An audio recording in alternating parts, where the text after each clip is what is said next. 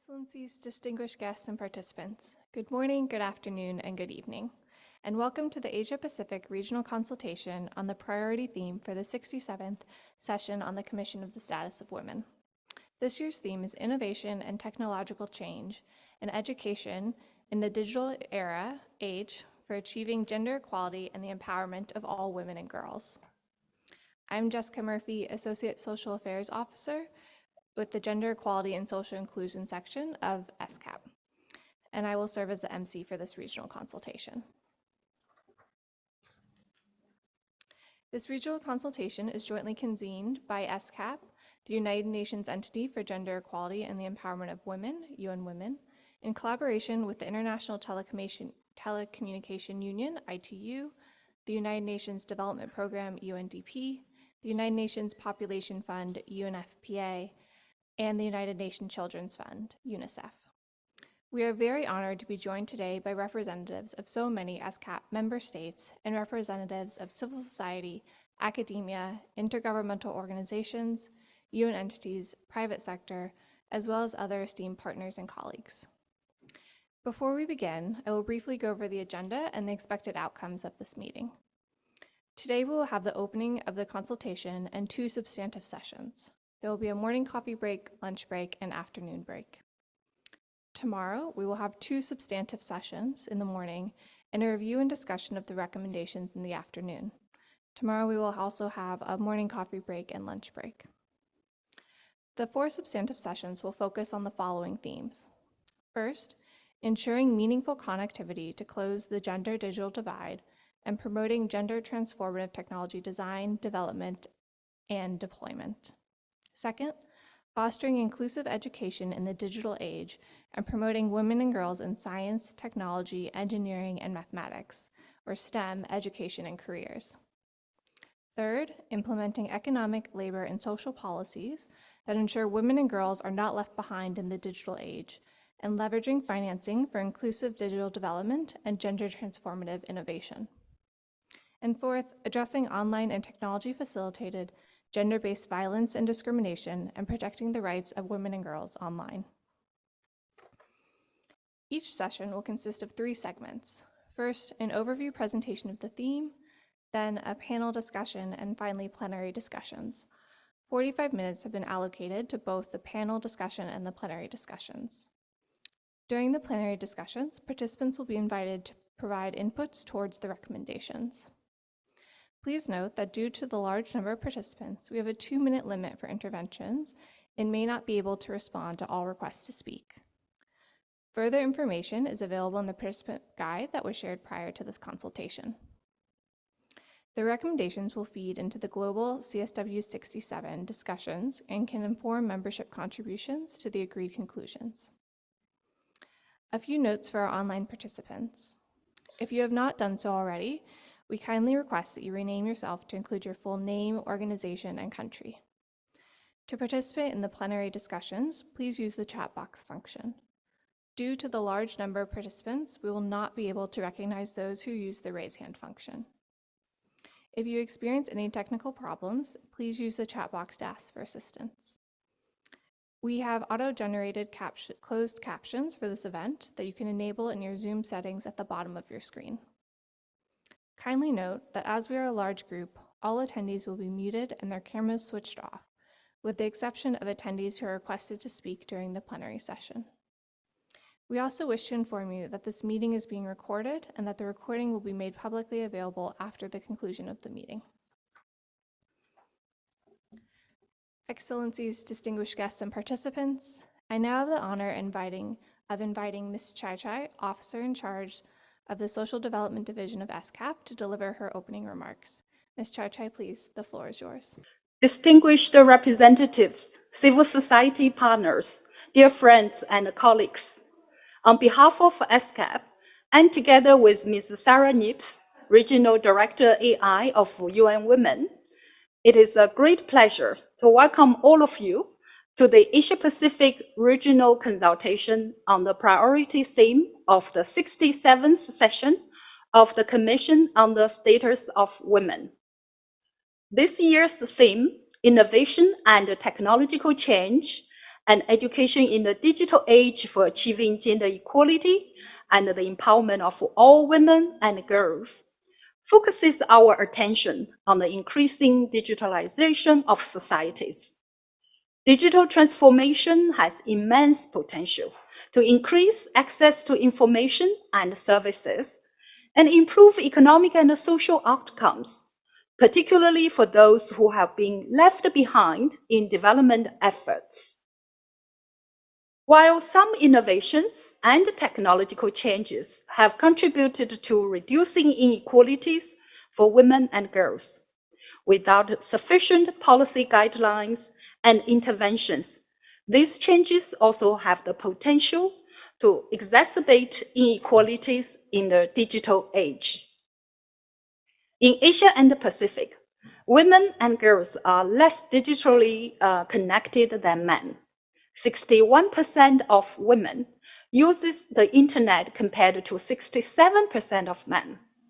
In low and middle income countries in the region, women are 20% less likely to own a smartphone or to use the internet on a mobile device compared to men. Lack of access to technology is both a symptom of and contributes to the underrepresentation of women in science, technology, engineering, and math, that is, STEM-related education programs and jobs. Many education systems fail to challenge gender stereotypes that depict the digital sphere as a male domain, leading to fewer women in STEM careers.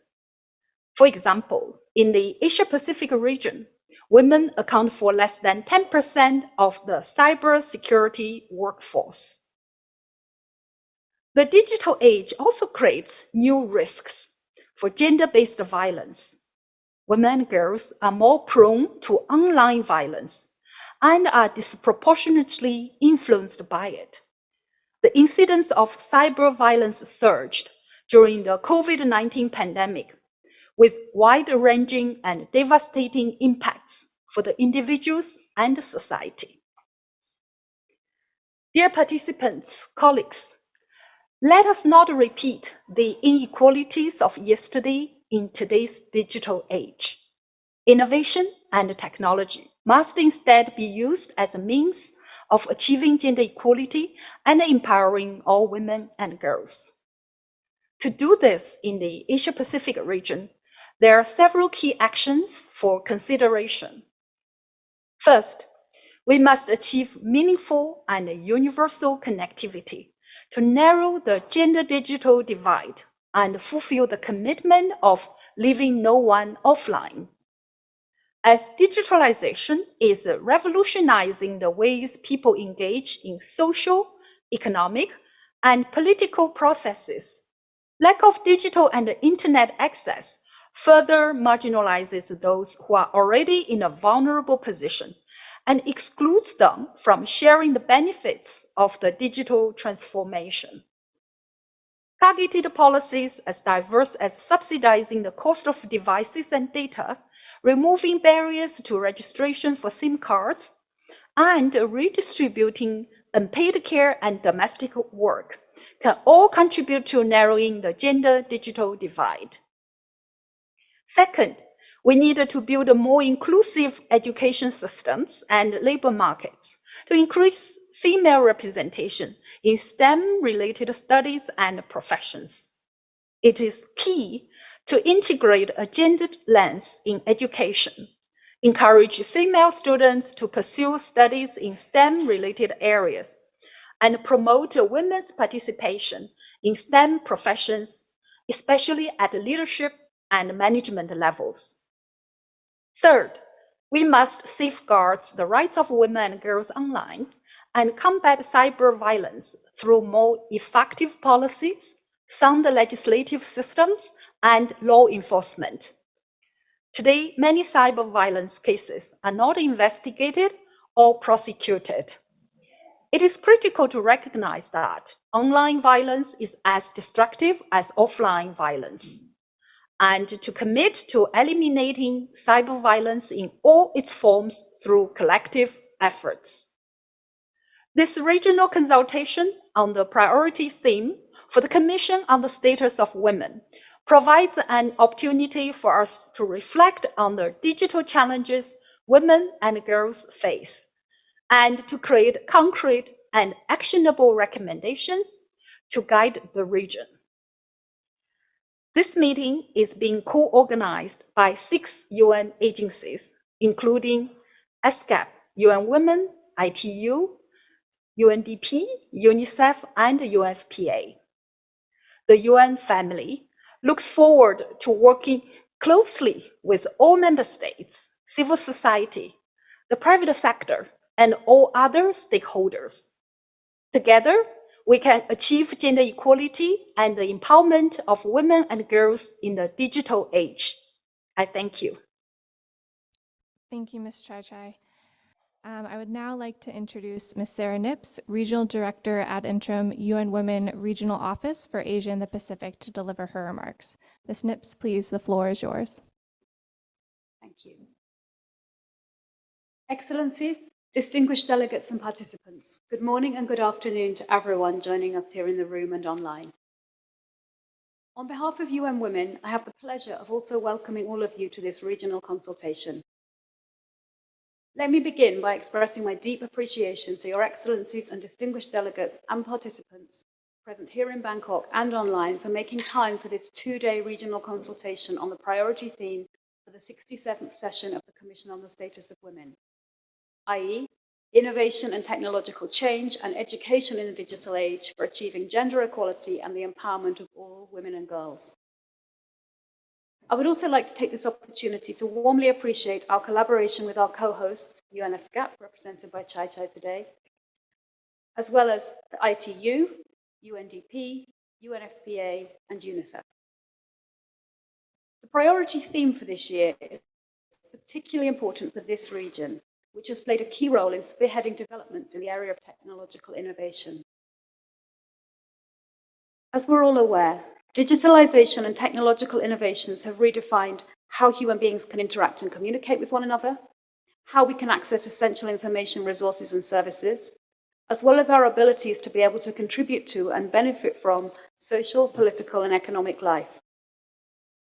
Such innovations have demonstrated their ability to be game changers in our efforts to realize the 2030 Agenda and the SDGs, as was demonstrated in the context of the COVID-19 pandemic. According to data published by the ITU, the number of users surged to reach 4.9 billion people between 2019 and 2021. However, this left some 2.9 billion people, 37% of the global population, still offline, demonstrating that the benefits of technological innovation do not necessarily translate into inclusive or gender transformative inclusive outcomes. While the digital revolution has immense potential to improve social and economic outcomes for women and girls, it also poses the risk of perpetuating existing patterns of discrimination and gender inequalities. The barriers to meaningful connectivity for women and girls are varied and context-specific. They include a lack of digital skills, the difficulty of affording internet access or digital tools and equipment, safety concerns, relevance of content, and lack of autonomy. These issues link back to the learning environment and contribute significantly to the representation or underrepresentation of women and girls in the fields of science, technology, engineering, and mathematics, STEM. The prevalence of gendered social norms and stereotypes continue to serve as barriers to women and girls in entering STEM education and therefore STEM careers. Gender inequalities in digital skills, in the use of internet and in the ICT sector all have implications for the opportunities for women and girls to define and influence innovation and technological change in the digital space. These factors also mean that they lag behind in skills needed to navigate the rapidly changing job market. Indeed, it is estimated that by 2030, around 40 to 160 million women, 7 to 24% of women who are currently employed, may need to transition across different occupations because of the shifts in labour demand that will come from the expected process of automation. So digital skills and competencies have moved from being optional to essential. making this year's CSW theme especially relevant and timely. As Chai Chai already highlighted, technology has also been used as a tool for perpetuating violence, for surveillance and censorship, and to propagate gender disinformation and harmful social narratives. Those at heightened risk of online and ICT-facilitated violence include young women and girls, Indigenous women, women with disabilities, and women whose professions or activism require them to be more visible online, including women journalists, politicians, women's rights activists, and women human rights defenders. Excellencies, distinguished delegates, and participants, there is now an urgent need to work together across different sectors of society, including civil society, UN, and private sector partners, to ensure that technological innovations and advances are conceptualized and designed to contribute to transforming social norms and to amplifying the voices of women and girls in all aspects of life, so that the benefits of digitalization benefit all equally and contribute to achieving the SDGs. I would like to conclude here by thanking you all again for your kind attention and by urging all of us to take this convening as an opportunity to contribute to shaping a global normative framework on gender equality, technology and innovation, one that advances a human-centered approach to digitalization with feminist principles of inclusion, intersectionality and systemic change at the core. We hope this conversation will inform subsequent intergovernmental processes on the development of the Global Digital Compact as part of the UN Secretary-General's Our Common Agenda at the Summit of the Future that is planned for September 2024. Together with our UN partners present here today, UN Women stands ready to support you all however we can in this endeavour. Thank you once again for your attention.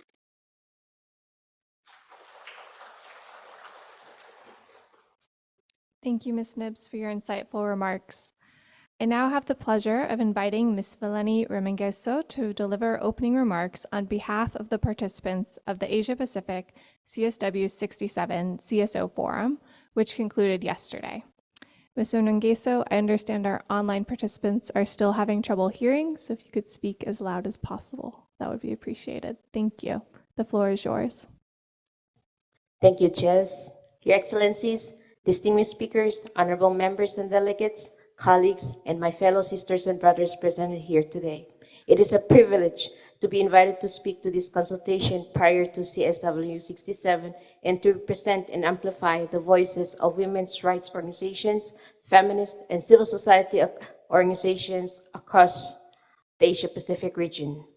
Digital revolution is claimed to have allowed social, political, and economic prosperity of the global community, yet Global South faces a myriad of challenges in relation to equality and inclusion in digital transformation, privacy, and autonomy over the management and utilization of digital data, and accountability and transparency of actors who are driving and controlling the digital revolution.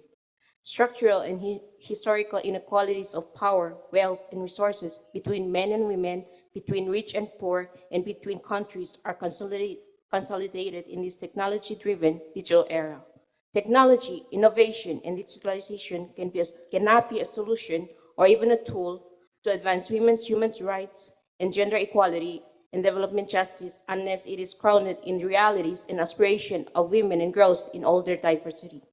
As a woman with disability, I did not have the opportunity to define what kind of technology, innovation, or even understand that digitalization would help in advancing human rights, fundamental freedoms, and development of myself or my communities. What I learned from the Civil Society Forum is that it is a shared reality among women and girls across Asia and the Pacific. The critical question remains, who defines technology, innovation, and digitalization, and for whom and for what? It certainly was not for us, by us, or with us. The conversations in the CSO Forum address all the thematic areas of the regional consultation, but let me prioritize the issues that need your particular attention. These issues are the realities of women and girls in our region, but not appropriately addressed in the current discourse of the CSW67. First, we note with great concern that there is a rise of oppressive cyber criminalization, regulations, and laws that intrinsically encroach on civil liberties, including freedoms of expression and opinion. Military technology and surveillance are used to create conflicts, sustain power structures, attack women human rights defenders, and undermine democratic participation and people's sovereign power. Oppressive regulations are also being introduced in some countries in the region to police and repress the sexual expression of women and queer people, violating their right to bodily autonomy and agency. Such a repressive regime has historically failed to curb perceived and imagined threats, but instead has constrained civil freedoms and rights online and offline. The imposition of excessive imprisonment and fines for online behavior and speech has also led to self-censorship among women and girls and LGBTIQ people and other marginalized communities, further shrinking civic space and democratic participation. Punitive responses disproportionately impact the structurally silenced. Second, we must examine the consequences of the digital transformation on human rights and the climate crisis. If the internet was a country, it would be the sixth biggest electricity consumer on the planet. Production of cell phones and computers comes with its own environmental footprint across the life cycle, including extraction of rare minerals and processing them for use in these devices. Similarly, the increasing level of green energy technologies that power digital technologies also have supply chains based on extensive use of metals and rare earth minerals. All these extractions are associated with land, water, and resource grabbing with impunity at the cost of people's life and livelihoods. The environmental footprint of the infrastructure for digital transformation poses serious threats to our planet and future generations, yet policy conversations on these issues and challenges remain missing in political corridors. We urge you to consider the following recommendations. Take into account individual security and human rights in the policy-making discourses around cybersecurity and recognize that cybersecurity and protection of human rights are mutually complementary, interlinked, and interdependent. Decriminalize and protect the act of resistance and organize for women's human rights, gender equality, and development justice. Instead, recognize the important role and contribution of women human rights defenders, feminist movements, and civil society. Ensure women, LGBTIQ, and other marginalized groups are able to exercise their SRHR free from violence, coercion, and discrimination in both online and offline spaces. Transform macroeconomic policies, including trade rules, and seek an accountability mechanism to regulate large tech and digital companies. We urge you to address and respond to these priority issues that are acutely felt by women, girls, and their diverse communities in Asia and the Pacific. Thank you.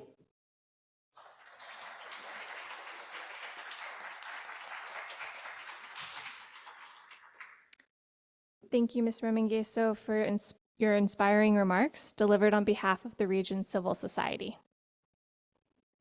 Excellencies, distinguished guests, and participants, this concludes our opening session. We will now take a few moments to take a group photo. Online participants, please turn on your cameras and smile while our colleagues take a photo. In-person participants, please stand up and turn around to face the camera person who is in the interpreter's booth above us. I will announce a countdown from 3 shortly.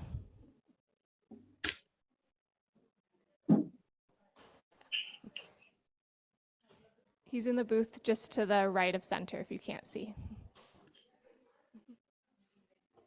Okay. Ready? Just a moment.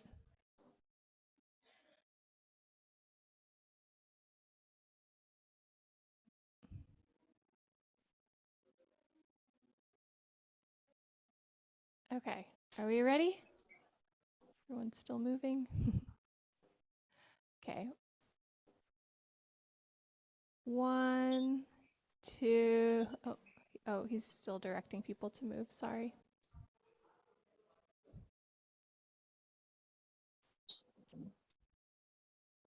Okay, and just smile, please.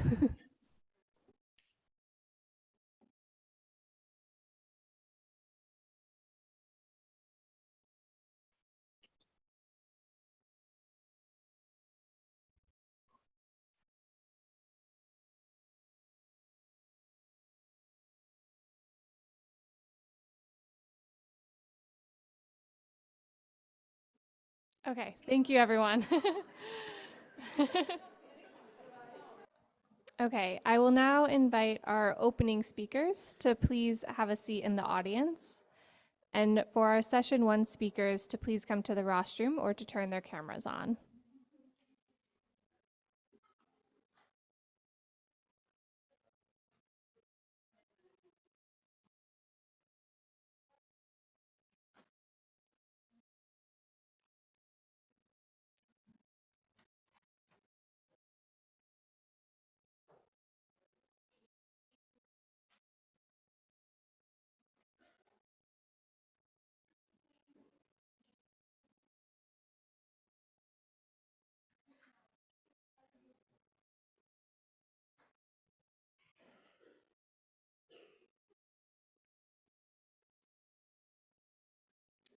Okay, we will now proceed for our first substantive session on ensuring meaningful connectivity to close the gender digital divide and promoting gender transformative technology design, development, and deployment.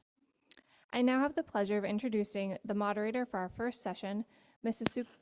Atsuko Okuda, Regional Director of ITU Regional Office for Asia and the Pacific, who is joining us online.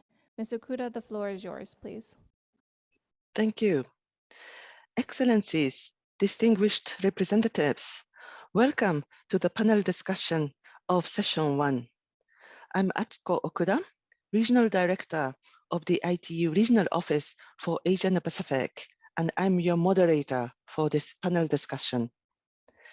In this session, we will focus on the theme, ensuring meaningful connectivity to close the gender digital divide and promote gender transformative technology design, development, and deployment.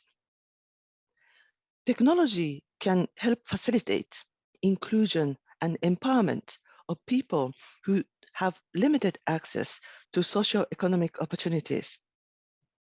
Digital technology, in particular, can support and accelerate the achievement of each of the 17 SDGs, including the SDG 5.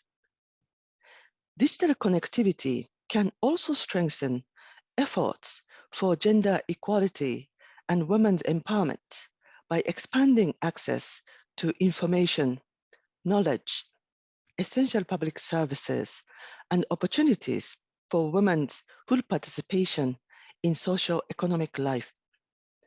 However, various reports indicate the existence of gender digital divide. If not addressed, the divide poses a high risk of perpetuating already existing patterns of gender inequalities.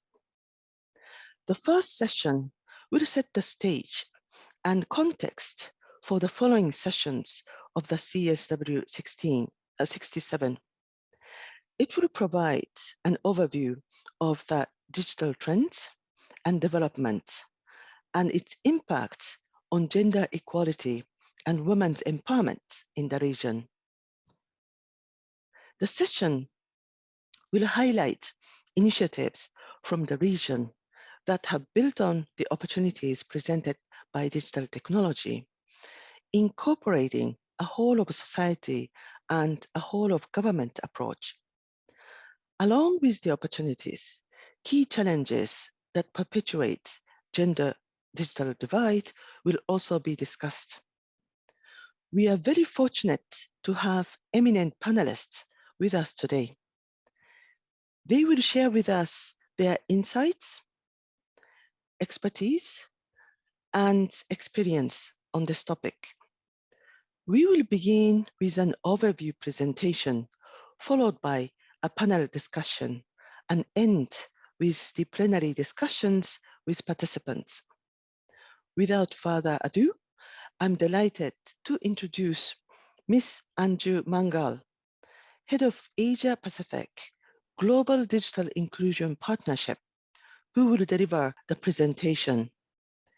Ms. Mangal works with government, private sector, and civil society to advance affordable access and meaningful connectivity across Asia and the Pacific. She's the chair of the Asia Pacific Internet Governance Forum, IGF, co-chair of the Pacific IGF, and a special advisor to the Pacific chapter of the Internet Society. She was also a fellow of the Obama Foundation and the US State Department Digital Economy and Cybersecurity Program.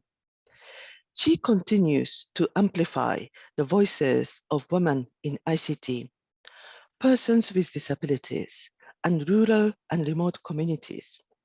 She is passionate about connecting the unconnected, cyber safety for women and girls, and has been undertaking various initiatives on digital inclusion and internet governance. Ms. Mangal, the floor is yours. Thank you so much, Atsuko-san. That was a really interesting bio, but thank you so much for providing that bio. It's also nice to see lots of women joining this event and our colleagues, our male colleagues who are also our role models in some extent to further the discussion on women in ICT. I would just like to suggest if we could just have the presentation, or do you want me to share my presentation? Great, thank you so much. I will be focusing on meaningful connectivity to close the gender digital divide.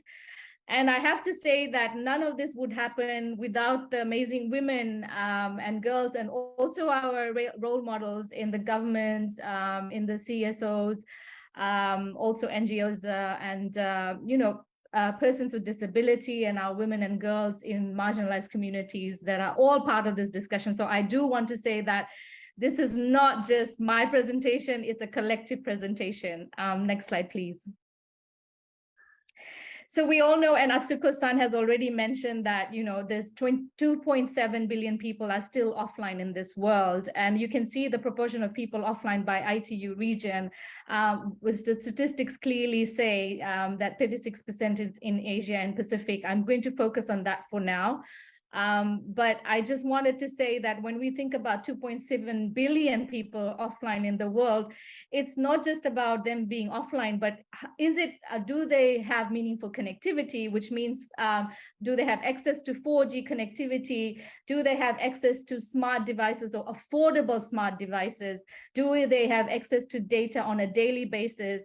And do they have access, to connectivity that allows them to stream Netflix, videos, etc., even sitting in a remote place? So how do we make sure that it's meaningful to the people that are online as well? Next slide, please. So we understand from the, percentage-wise, we've done quite a lot of studies. ITU has done quite a lot of studies. The former Alliance for Affordable Internet, we've done quite a lot of studies as well. In Asia and the Pacific region, for example, the percentage of female internet users stood at 61%, while men users stood at 67%. So there is a regional divide, but this needs to be, reflected on the situation that, we can't just focus on just infrastructure, but it's also, divide on digital skills, knowledge, content, and also, access to devices, which is something that we really, really want to talk about. And you can see that from this slide, there's 83% of women in South Asia hold ownership of a mobile phone, but only 58% of them have internet access. So I think there is a big disparity, particularly in low and middle income countries, and to reduce that digital divide is something that most of us are working on. And I have to say that many of you are already sitting in the room that we continue to work with. I'm not going to say names, but you've been doing excellent work in trying to reduce the digital divide. But we also, acknowledge that there are role models, like male role models, that have been working to reduce the digital divide. So next slide, please.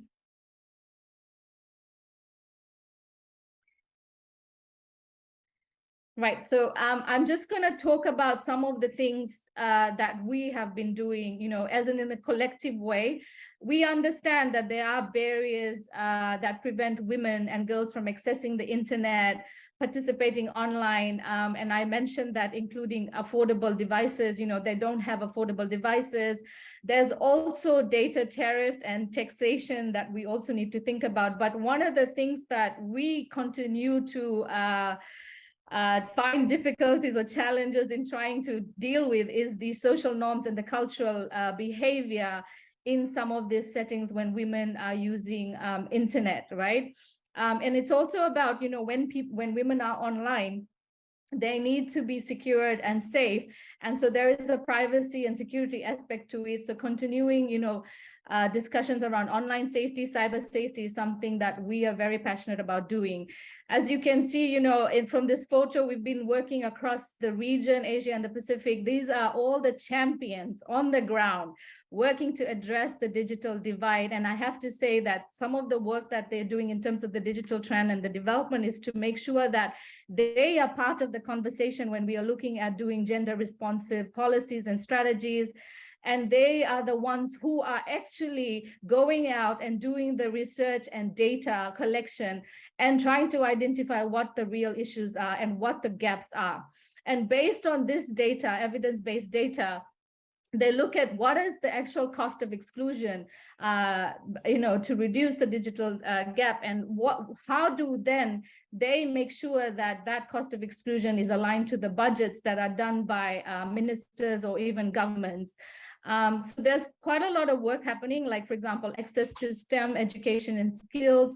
You know, I can give more examples, like, for example, women in digital in Bangladesh, they're doing quite a lot of work on, you know, digital skills, but focusing, like, this group of women are SMEs, entrepreneurs, and they have access to phones and they want to be able to sell their products online. So how do they make sure that, you know, they're doing it safely?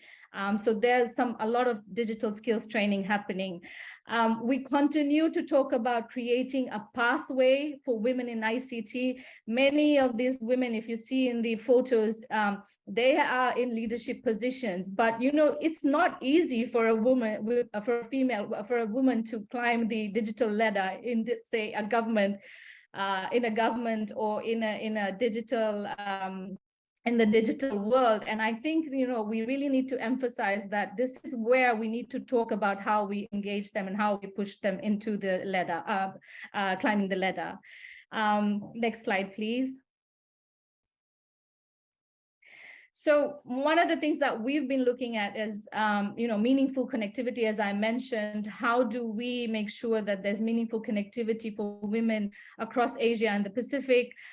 So we've been, you know, these women have been doing a lot of work on developing gender policies, gender responsive policies, and this is across Asia and the Pacific. But the recent ones that were done recently was the one in PNG with digital ICT cluster, and I believe there is a representative from digital ICT cluster, Winifred, in the room.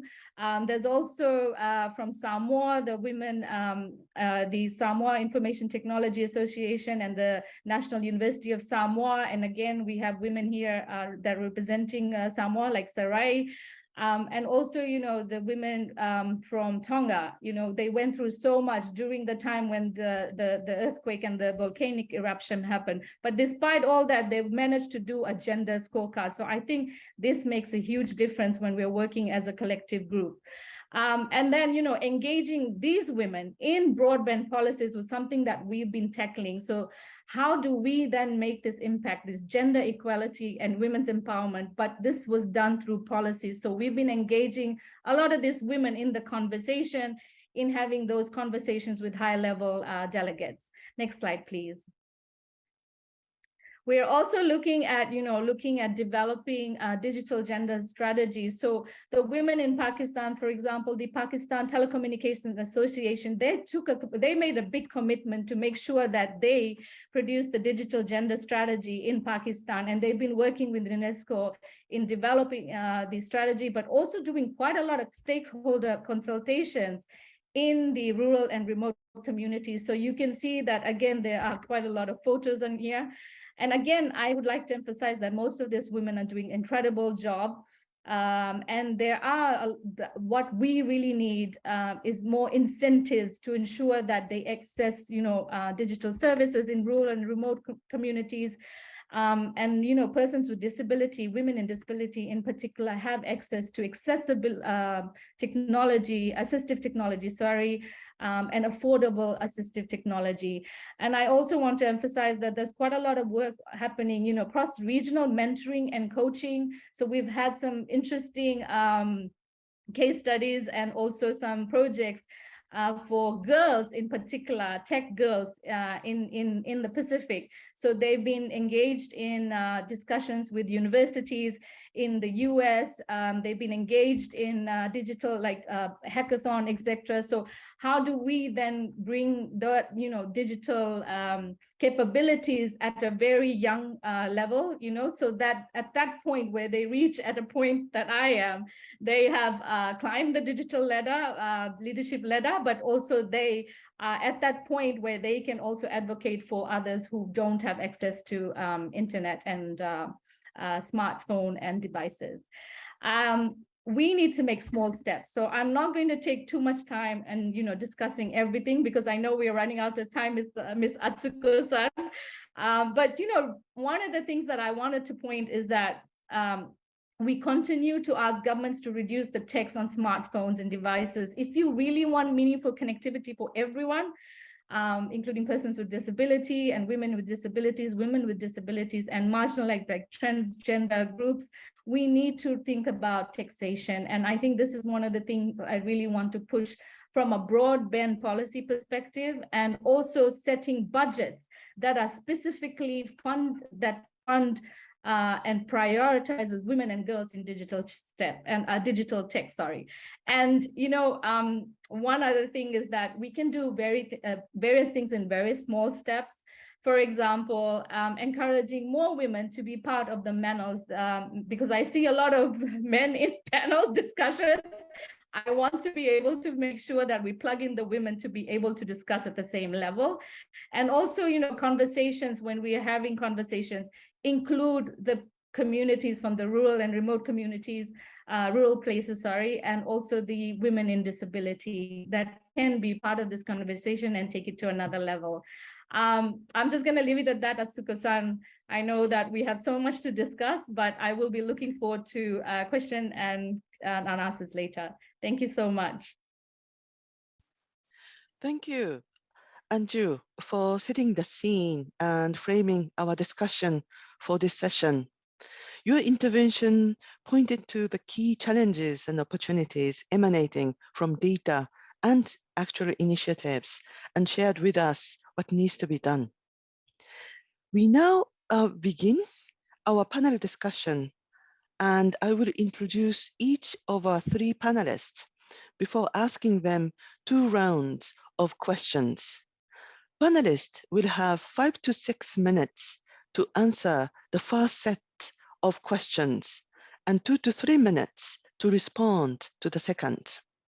Our first panelist is Mr. John Jack, Deputy Chief Information Officer, OGICO, Government of Vanuatu. Mr. Jack joined the Office of the Government Chief Information Officer in 2014 as Business and International Relations Officer. In 2017, he was appointed as the Deputy Chief Information Officer responsible for the technical cooperations and operations of the government broadband network. In 2018, he published an article, E-Government in Vanuatu, a whole-of-government approach, with the Asia-Pacific Journal of Public Administration. In 2019, Mr. Jack took over the portfolio of ICT sector development.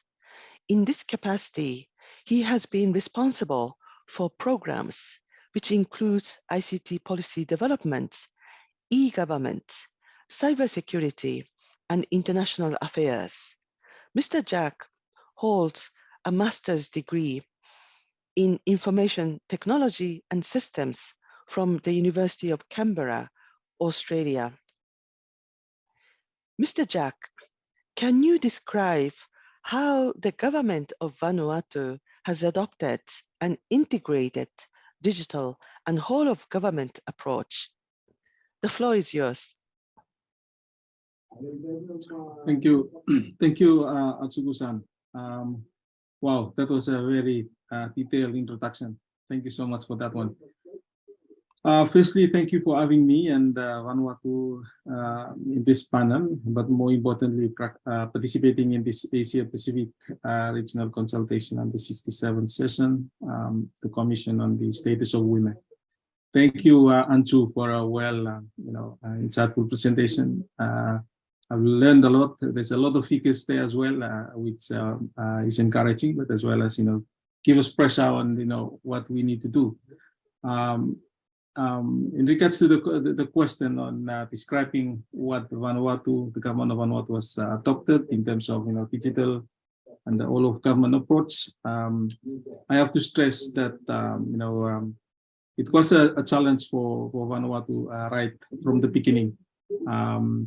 It was challenging in the sense that there was ICT was new in Vanuatu, but then we had this a very clear strategy, which is the National Sustainable Development Plan, which is a contextualized version of the Sustainable Development, the UN Sustainable Development Plan. And in Vanuatu's plan,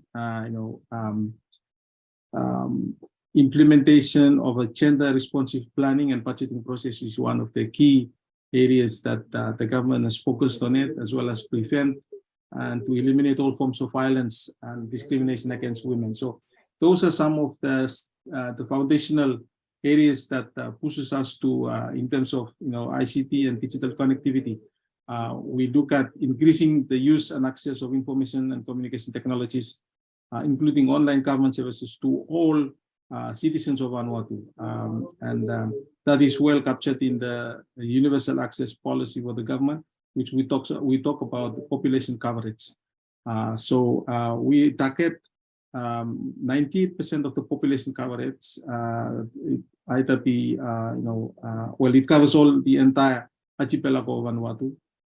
The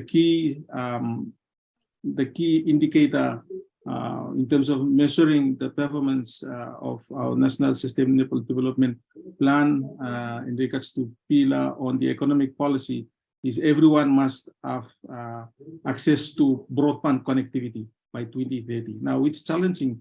It's very challenging knowing that the difference of having just connectivity and having a meaningful connectivity. On that note, the government has worked very closely with our telecom operators and consultation with other stakeholders within the community to make sure that the prices of the prices of mobile handsets is reduced in terms of the duty rate that is charged on the mobile handsets.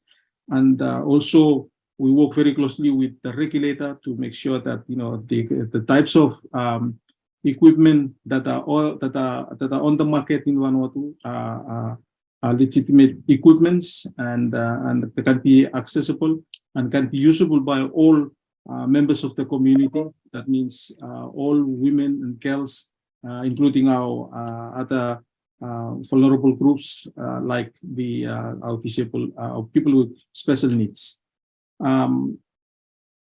So that is, I would say, in a nutshell, that is what we are working on in terms of making sure that all our services, online services, have capability for those with disability as well, and that we are working on. And there's an initiative that has come up recently was to address digital literacy as well for citizens.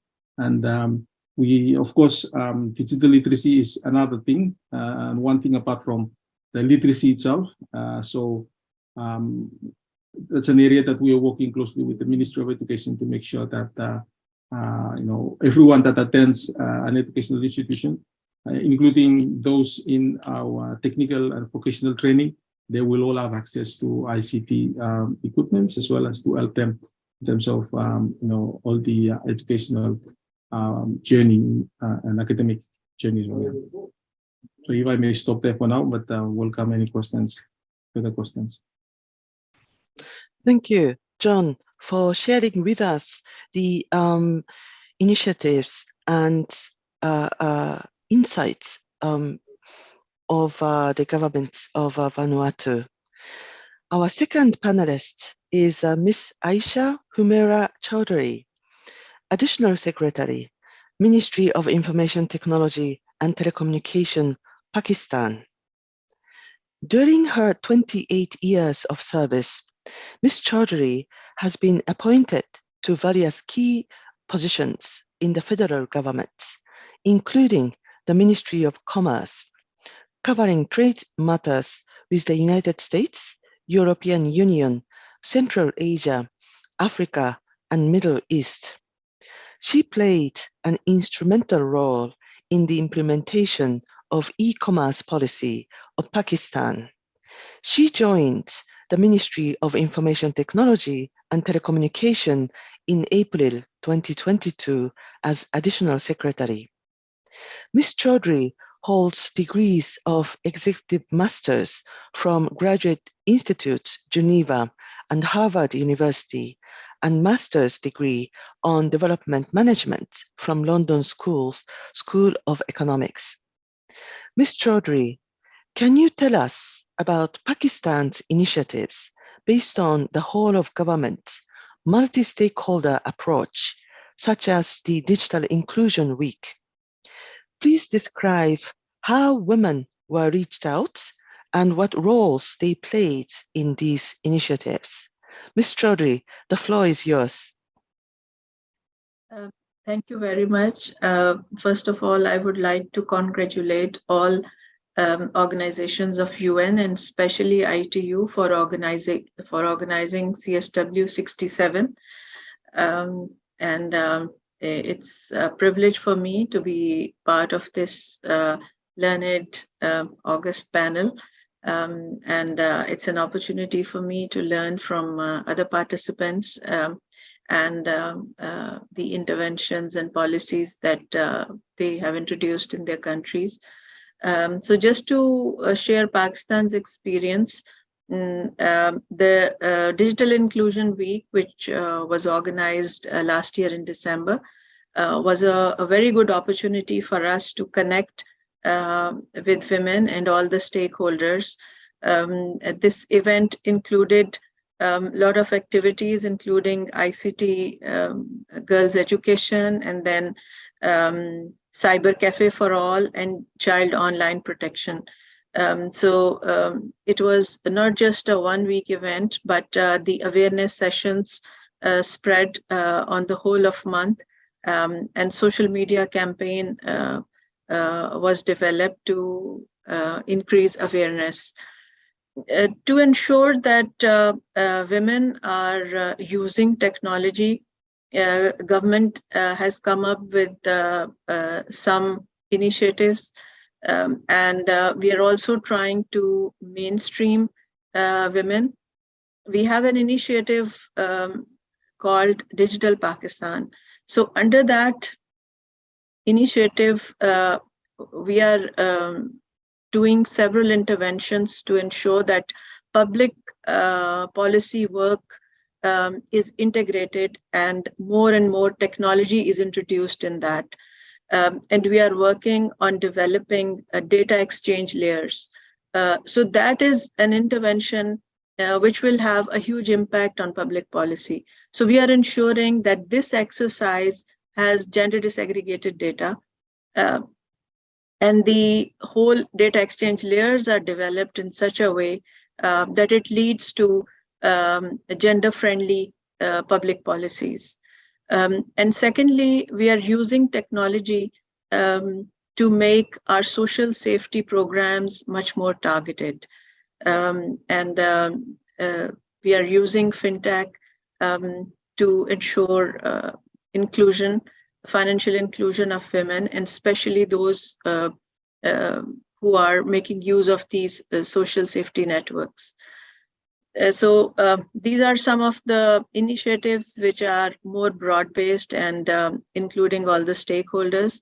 But to talk specifically of that week that we celebrated in collaboration with ITU, that was a great opportunity to connect with women working in the remote areas.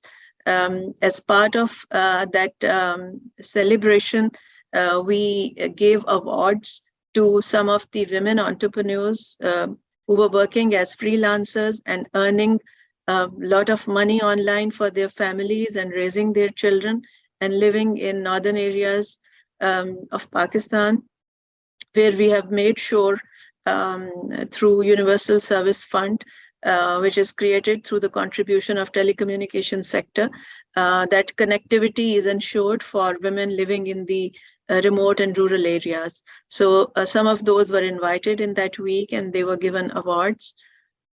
And secondly, we also engaged some of the women who, women-owned startups in that week to promote entrepreneurship among women. And although we want 50% of the startups in all our national incubation centers, but right now at least 36% of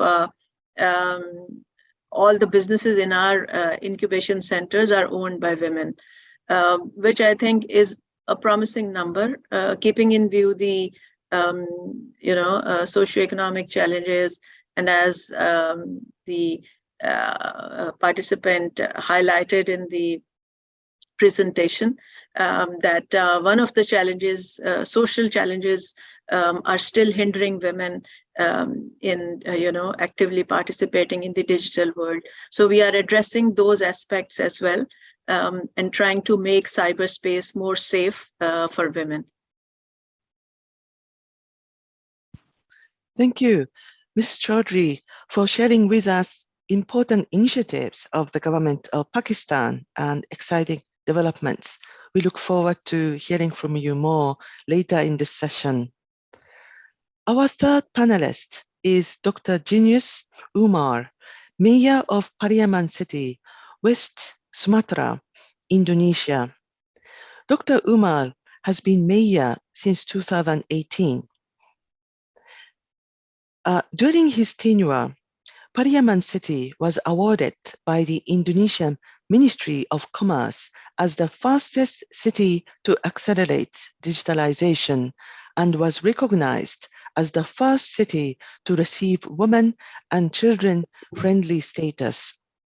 Prior to his current appointment, he began his career as a staff member at the Padang Pariaman Regency Village Community Empowerment Office in 1994. He was the Vice Chairman, Secretary Section, and the head of the Interagency Cooperation Committee of Parliament Section at the General Secretary of Foreign Relations in the Parliament of Indonesia. Dr. Umar earned the government scholarship for the doctoral program from the Bogor Agricultural Institute in 2007 and government scholarship for Magister Public Administrative Program from University Gajah Mada in 2001. Dr. Umar, what are some of the digital design and architecture of your city's services or programs that promote or support gender equality and women's empowerment? Dr. Umar, the floor is yours. Okay. Thank you very much for Mr. Atsuko Ukudo. I'm very appreciative for this invitation from CSW and also UNDP, all organizations who invite us. It is a proud for us, for my city also. I will talk about Pariaman, smart city for tourism, trade, and service, and women empowerment based on religion and culture, and also how we transforming and developing Pariaman city for women and men. So Indonesian Ministry of Communication have the program Movement of 100 Smart City, and one of the city is Pariaman. So the formal goal is to solve urbanization problem, to face the outlook that 83% of Indonesian people will live in cities in 2045. So that Pariaman we talk about this one. We have many smart city is a part. I mean, next slide. Next slides. Yeah. Okay. Parliament ongoing to smart city. We are right now. City for tourism, trade, service, both based on religion and culture. On this moment, we have grow our economic. I think based on because of women work very hard. We have 4 districts, 6 islands, and then more than 100,000 people. So we have so many smart city here, smart government, smart infrastructure, smart economy, smart living, smart people, and also smart environment. So our parliament got national award as best government agency performance in accountability system. Next slide, please. Okay, so we have a gender empowerment, especially based on religion and Minangkabau culture. Minangkabau is our culture. Parliament City have a strong policy on women empowerment based on Minangkabau culture, which is called matriarchat. That very different with other system in Indonesia, patriarchat. We are matriarchat. The Minangkabau culture system is an established social system that giving prominent roles to women in public ceremony. Minang women uphold other custom in which women and men share power and control based on principle in their interdependence and mutual responsibility. Unfortunately, women in Parliament still suffer in economic and experience in violence. But in by our culture, women have ownership on land and property, but men have a right to manage this land and property. It is mutual responsibility.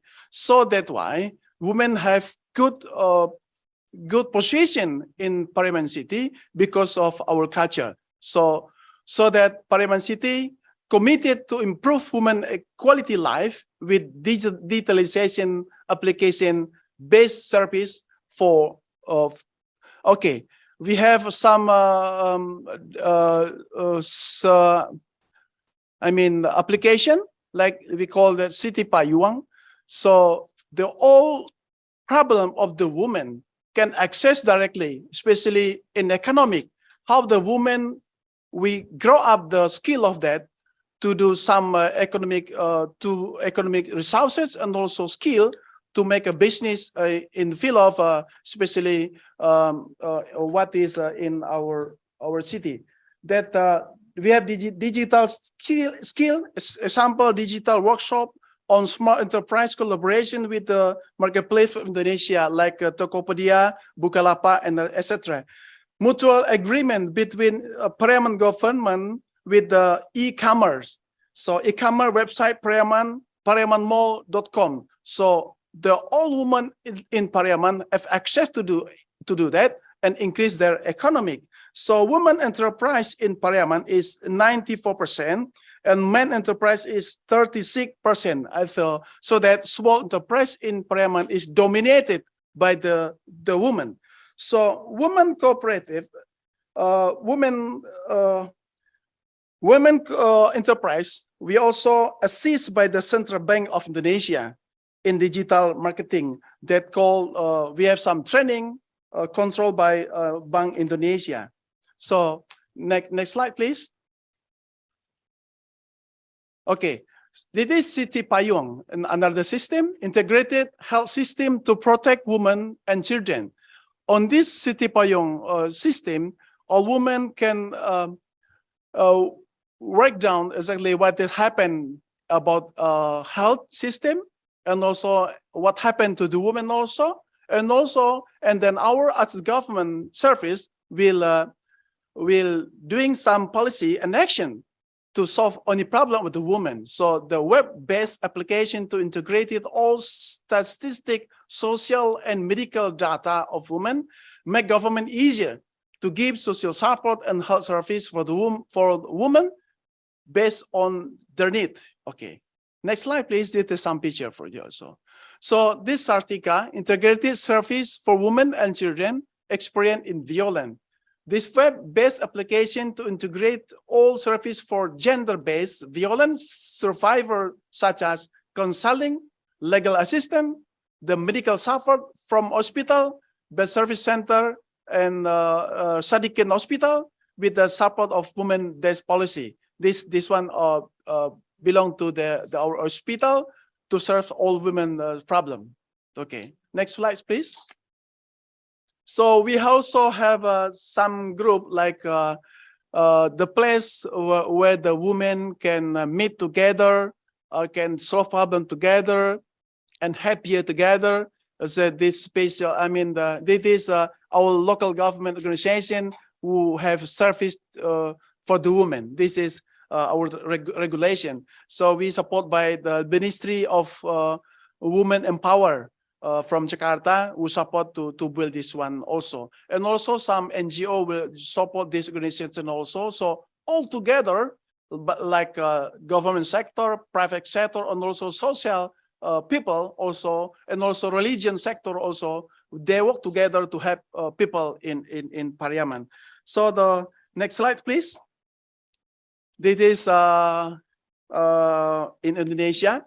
We have a pre-work card. Is this the program belong to central government? So we work together with the central government to have some that we call pre-work card, and they have capacity building for the women in Parliament, and then they look for the work, then and also they work themselves to make a small enterprise in Parliament also that have economic. Even in COVID disaster last time, we never our economic negative. So we just still positive action because all women active to doing some economic action. That's all from me. Thank you very much. I appreciate for this invitation. Thank you very much. Good morning. Thank you, Dr. Umar, by providing experience and initiatives from the local administration perspectives, and that was very enriching. Now, I'm very sorry to inform the panelists as well as the participants that we are running out of time, but I am very impressed by the depth and the width of the interventions and how rich your interventions have been. So I would like to move on to the second round of questions. And if the panelists can answer in 2 minutes, I would really appreciate it. Mr. Jack, with connectivity becoming ever more crucial to provide a wide range of digital services, what are the initiatives that you are implementing at community level? Please go ahead. Thank you, Isatsuku. Yes, there are several initiatives that we are taking, we are actually implementing, and one of which at the ITU level we are aware of it is the Smart Island. So the concept of the Smart Island is to empower members of the communities with one, information, critical, and we all know the power of information. Once people have the information, they can do a lot of things. And so with empowering members of the communities with information, it enables them to be innovative in terms of creating new opportunities. Especially, we know women, and in our culture where women, a lot of women stay back at home. So we cannot fight against the culture, but we provide them that we empower them. We empower them by providing them accessibility to information so that they can come up with new initiatives. And especially economic activities to help them to continue to participate in the economy. Digital literacy is something that we find out from the Smart Island that we need to continue to train people, and we continue to teach, especially women, in terms of using all these digital devices and connect. So I'll share you one clear example. We started to train the women especially to use YouTube, and they come up with all these different products which they start producing them, and they learn a lot from YouTube videos from Philippines, from Indonesia, and so we see the power of connectivity first of all, but more importantly providing them access to meaningful connectivity so that they can themselves go online, have access to information, and be able to be innovative. Secondly, we encourage students, youth, our youth especially, and especially girls. So we have this group called the Smart Sisters, where we train them. They do all the technical stuffs. And last year in December, around October, November, they participate in there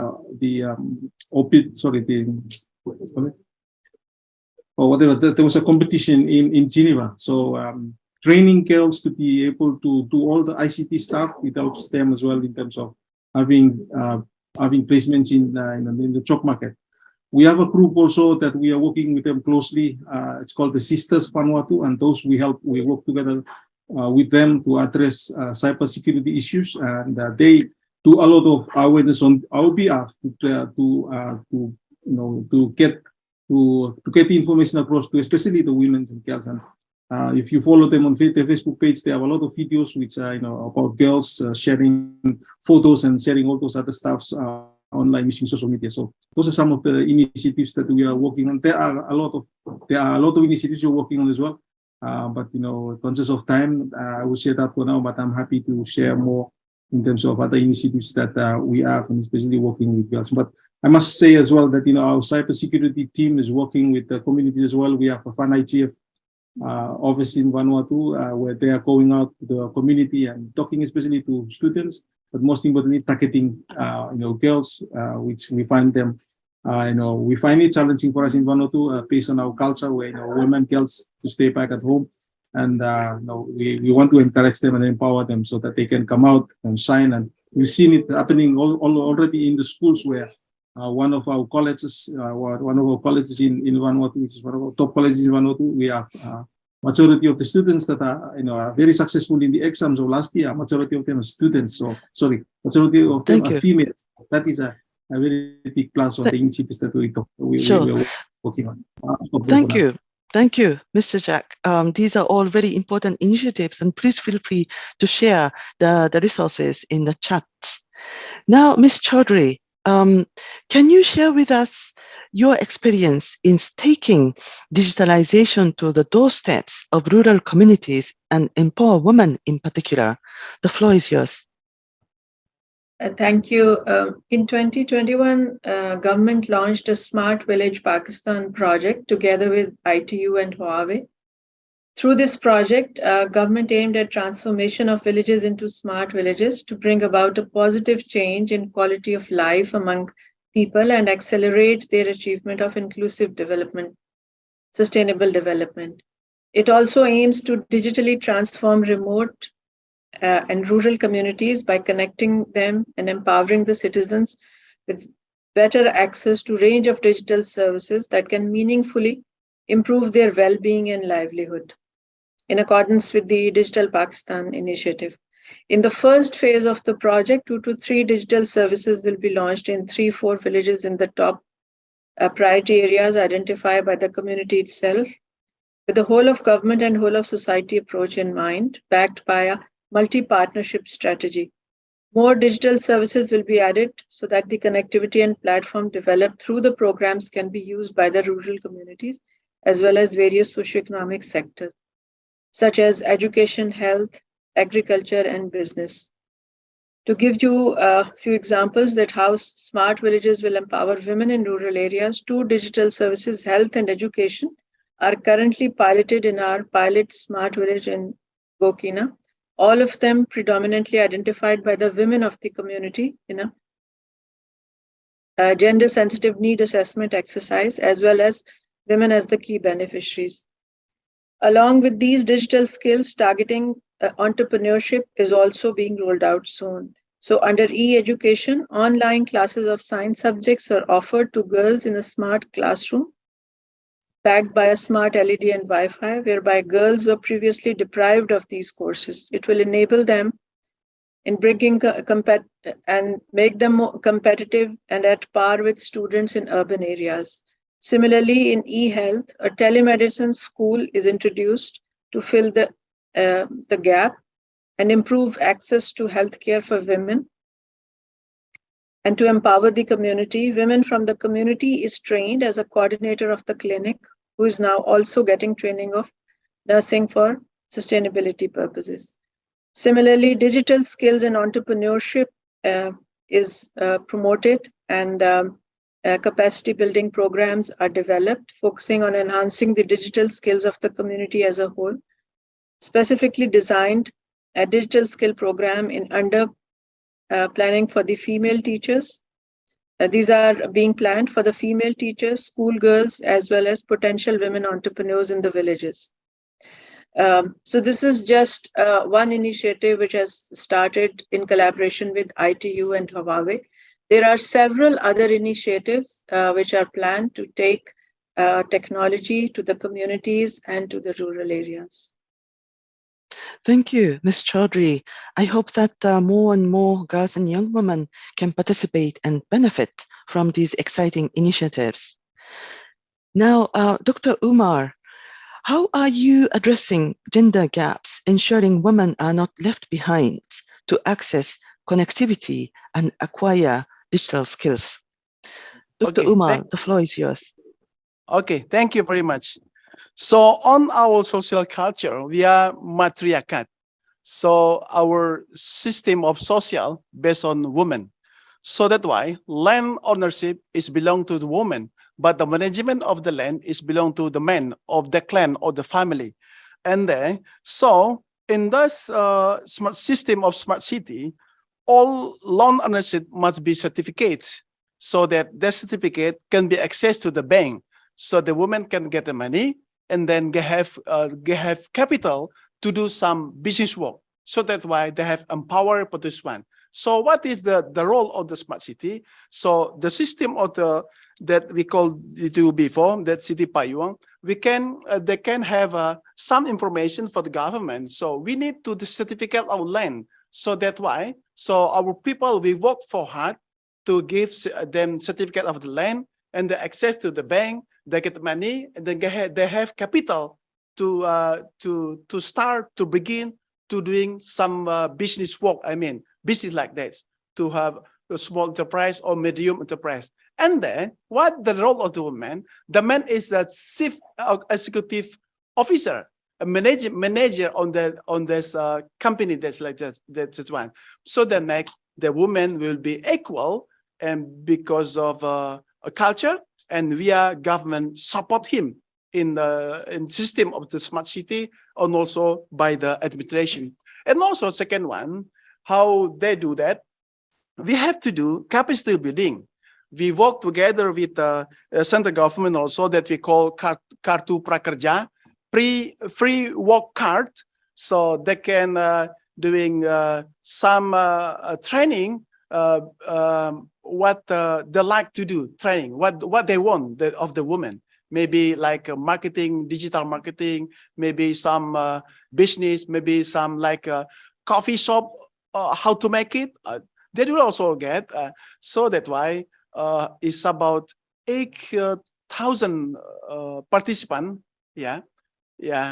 And 50% is women. So we are partnered also with Bank Indonesia, Central Bank of Indonesia.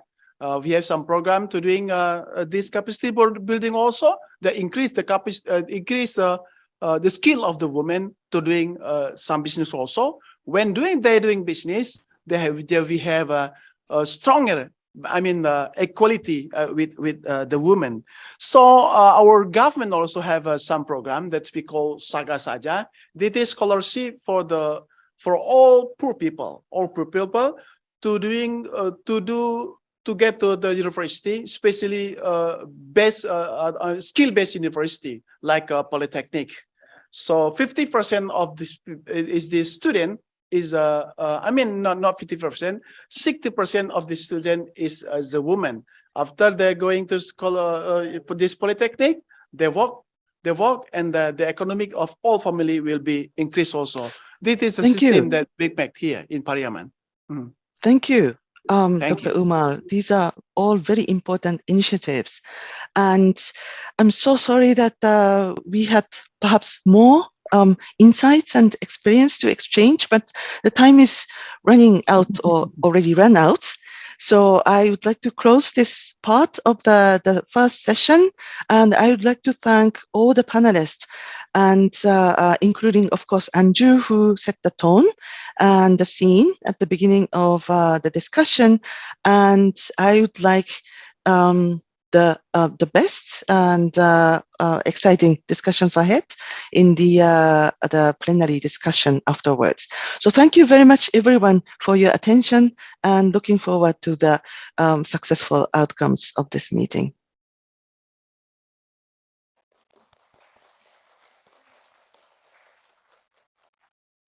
Thank you, Ms. Okuda, and all of our panelists for insightful comments, and Ms. Okuda for your excellent moderation.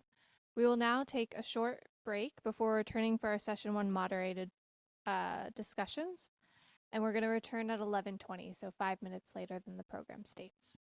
Coffee and tea are available in front of the conference room for our in-person participants. Thank you, everyone. Excellencies, distinguished guests, and participants, welcome back. We will now commence our session 1 plenary discussions. I now have the pleasure of introducing our moderator for the plenary discussion, Ms. Ko Miawi, Asia Pacific Gender Advisor and Gender Team Leader for UNDP Asia Pacific Regional Office. Ms. Miawi, the floor is yours.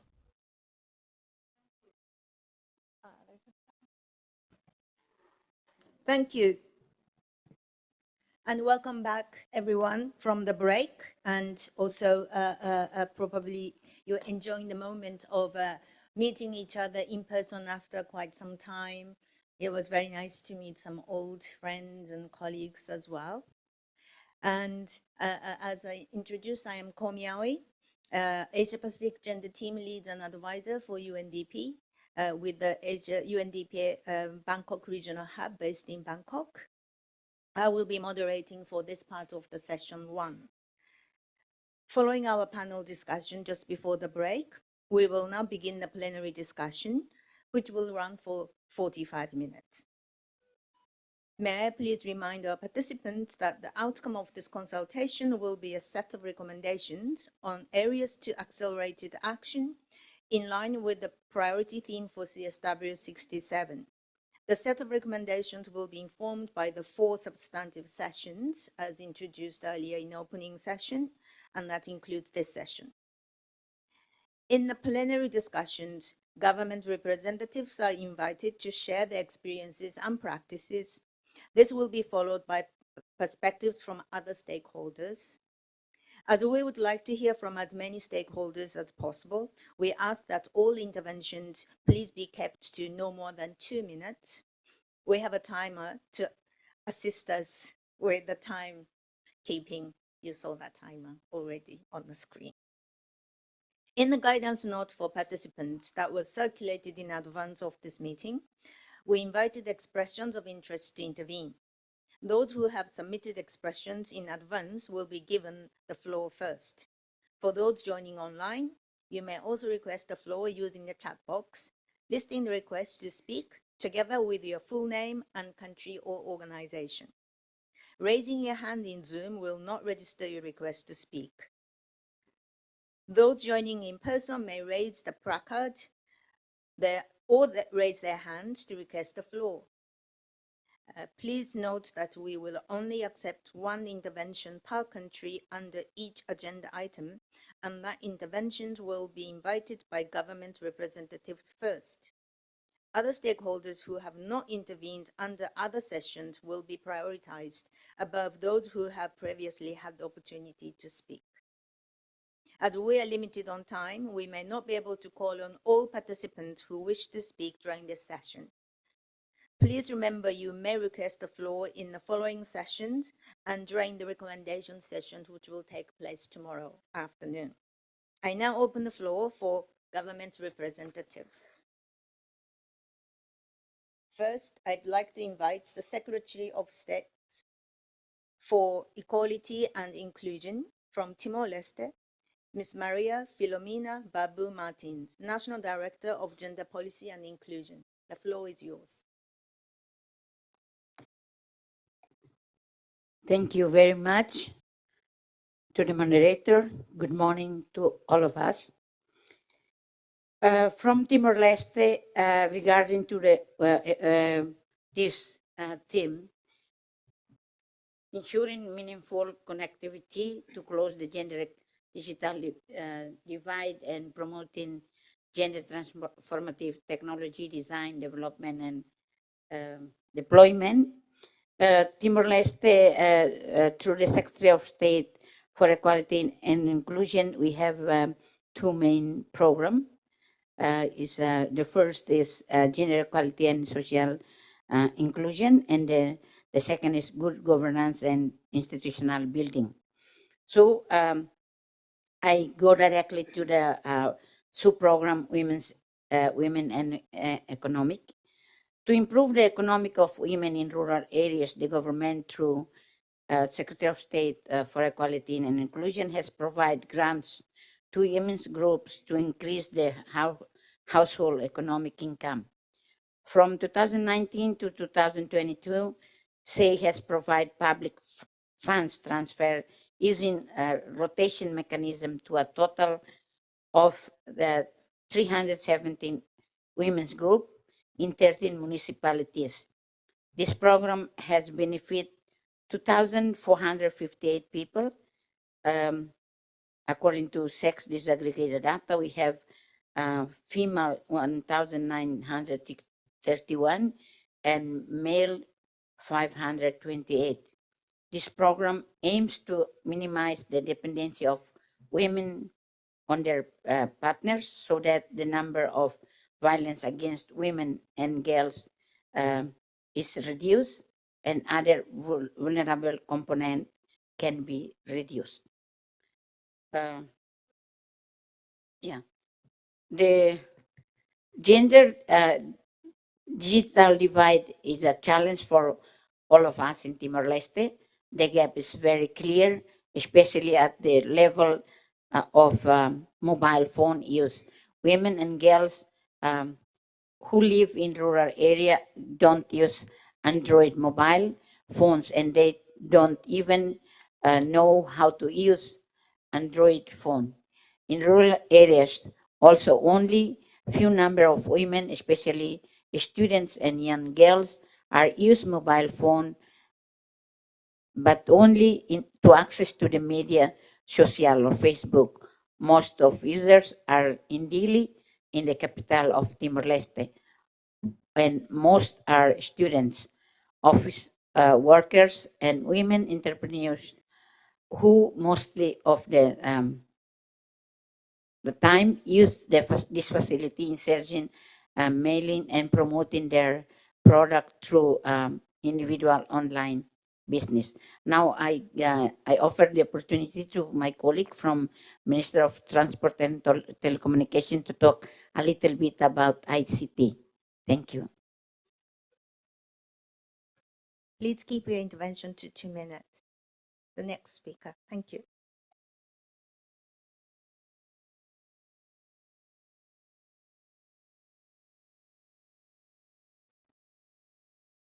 Thank you very much. My name is Georgina Garcia on behalf of the Secretary of State for Equality and Inclusion, but I come from the Ministry of Transport and Communication. As we all know that information and technology are changed very dramatically, and we can feel the big difference during the pandemic, where everything is done through online.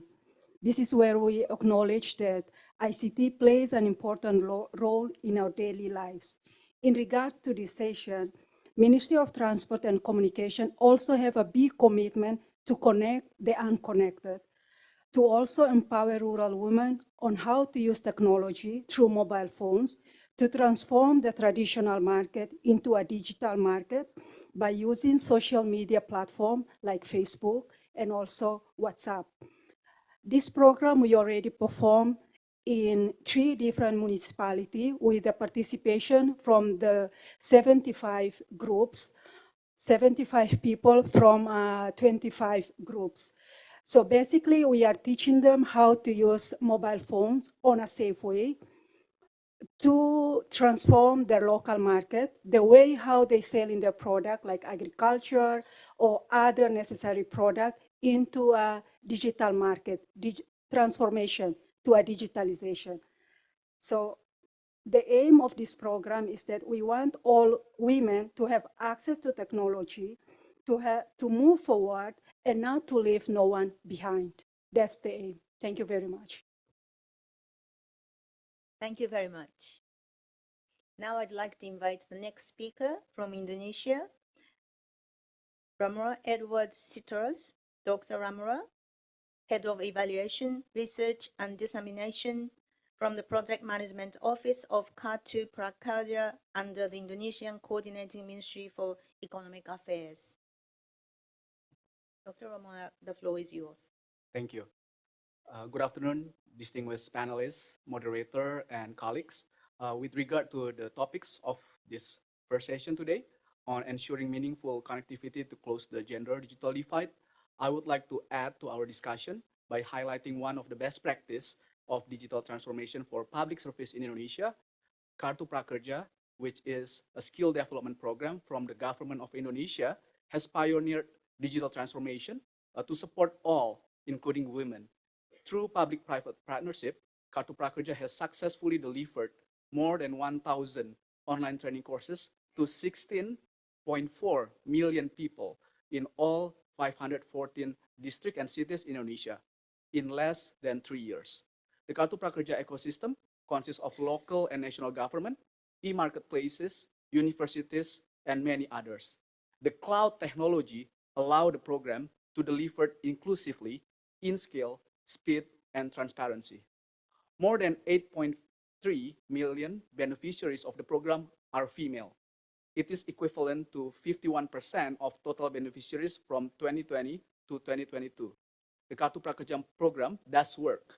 Evaluation survey indicates that 22% of female who were previously unemployed have worked after the program. We also have scientific evidence from independent research institutions such as JPAL Southeast Asia and Presisi Indonesia. We are glad that they show 18% increase in probability of starting a new job, 33% increase in female monthly income of our beneficiaries.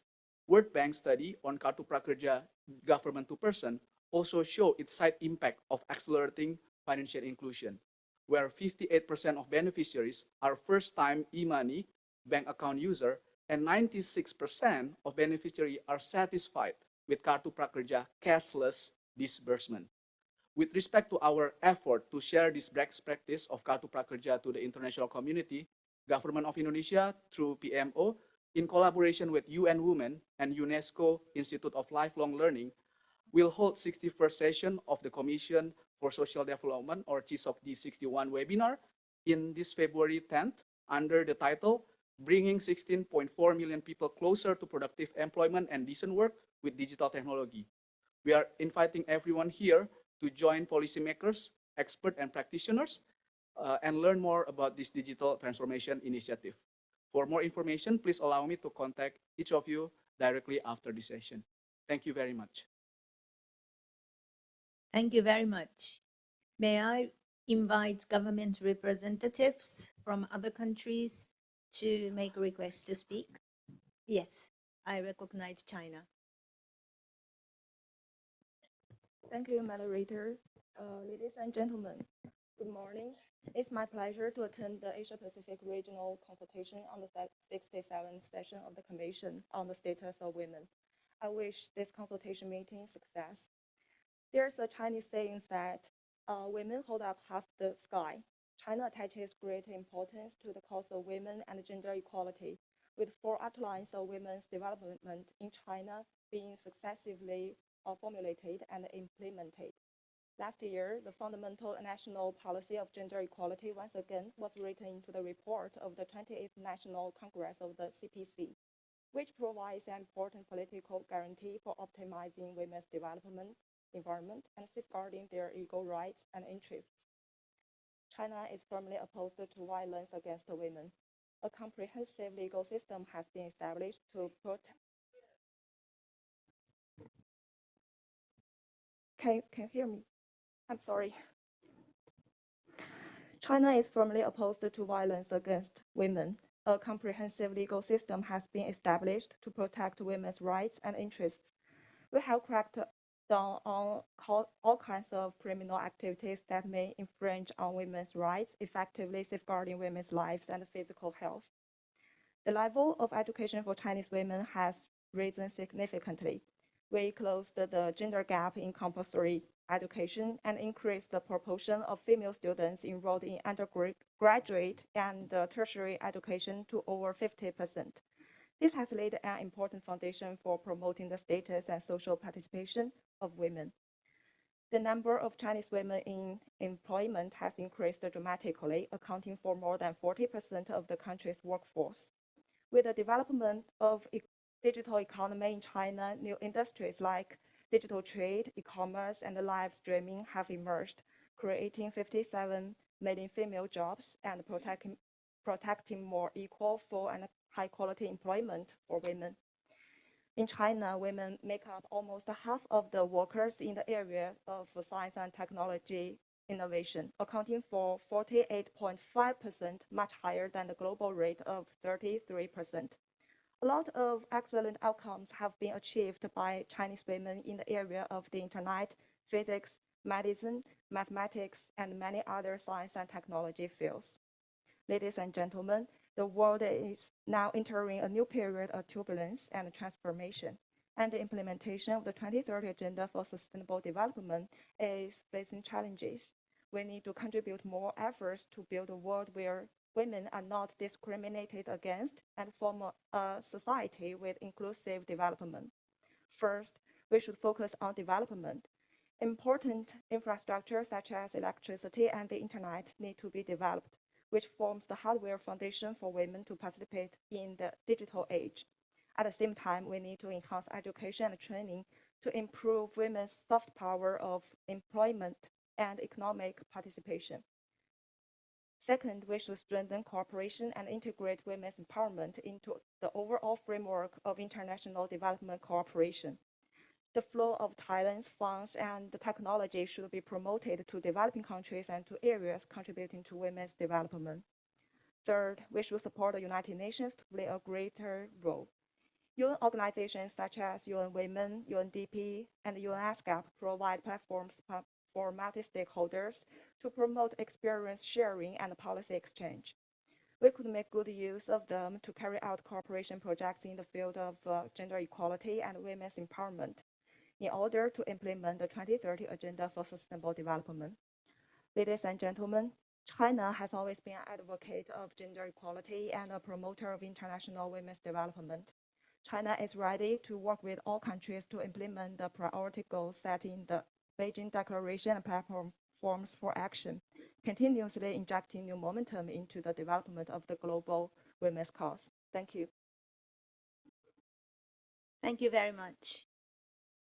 Are there any other speakers from government? Yes, Bangladesh, please. You have the floor. Dear moderator and dear colleagues. Sorry. Sri Lanka first. Thank you. Dear moderator and dear colleagues, good morning. Sri Lanka has taken numerous steps to promote gender transformative technology in terms of policies and action plans. I would like to share some statistics with regard to digital literacy in Sri Lanka. For male, it is 60.3%, and for female, it's 54%, 54.5%. So when considering the little children and the most older ones are omitted from here, I think this is a smart number percentage when comparing other countries.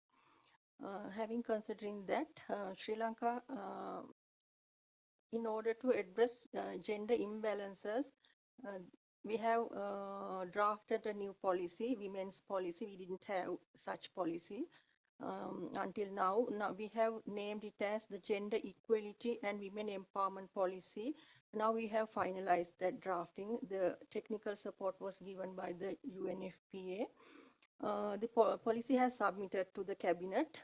We hopefully looking forward that cabinet will approve the said policy. The policy aims to ensure equal rights and opportunities for women in all spheres and structures. The government of Sri Lanka recognizes the need for commitment and bold action to accelerate progressive development of the country. The policy guide the transformative shift required to ensure equal representation of women in science, technology, engineering, and mathematics, while information and communication technology is an enabler to facilitate sharing of knowledge, economic development, and it is a sector where pre-existing social and gender divides exist in usage, access, availability, and infrastructure. Women and girls have less access to the internet, are less active in using internet compared to men, base knowledge and interaction, and have less access to ICT related education. It was understood that rapid developments in technology related fields have not adequately included women at decision making or professional level of employment. Moreover, Ministry of Women and Child Affairs and Social Empowerment has taken a number of steps in terms of action plans. For instance, we launched programs at divisional and district levels, which was supported by Information and Communication Technology Agency of Sri Lanka to empower women through IT. E-magazine were published in physical and online versions twice a year, aiming to improve IT knowledge and its applications for women. Then we were able to establish e-women market, e-Lanka women market, targeting introducing digital market platform to showcase and market the products of women entrepreneurs. Moreover, Ministry of Women and Child Affairs of Sri Lanka was able to establish an ICT resource pool in national level to train women entrepreneurs. In divisional level, those who are willing to sell their products through this e-market.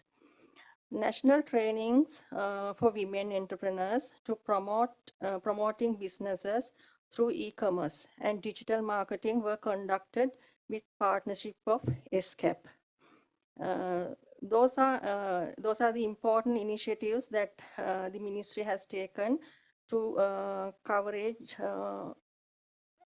for inclusive digital development and gender transformative innovations in Sri Lanka. Thank you.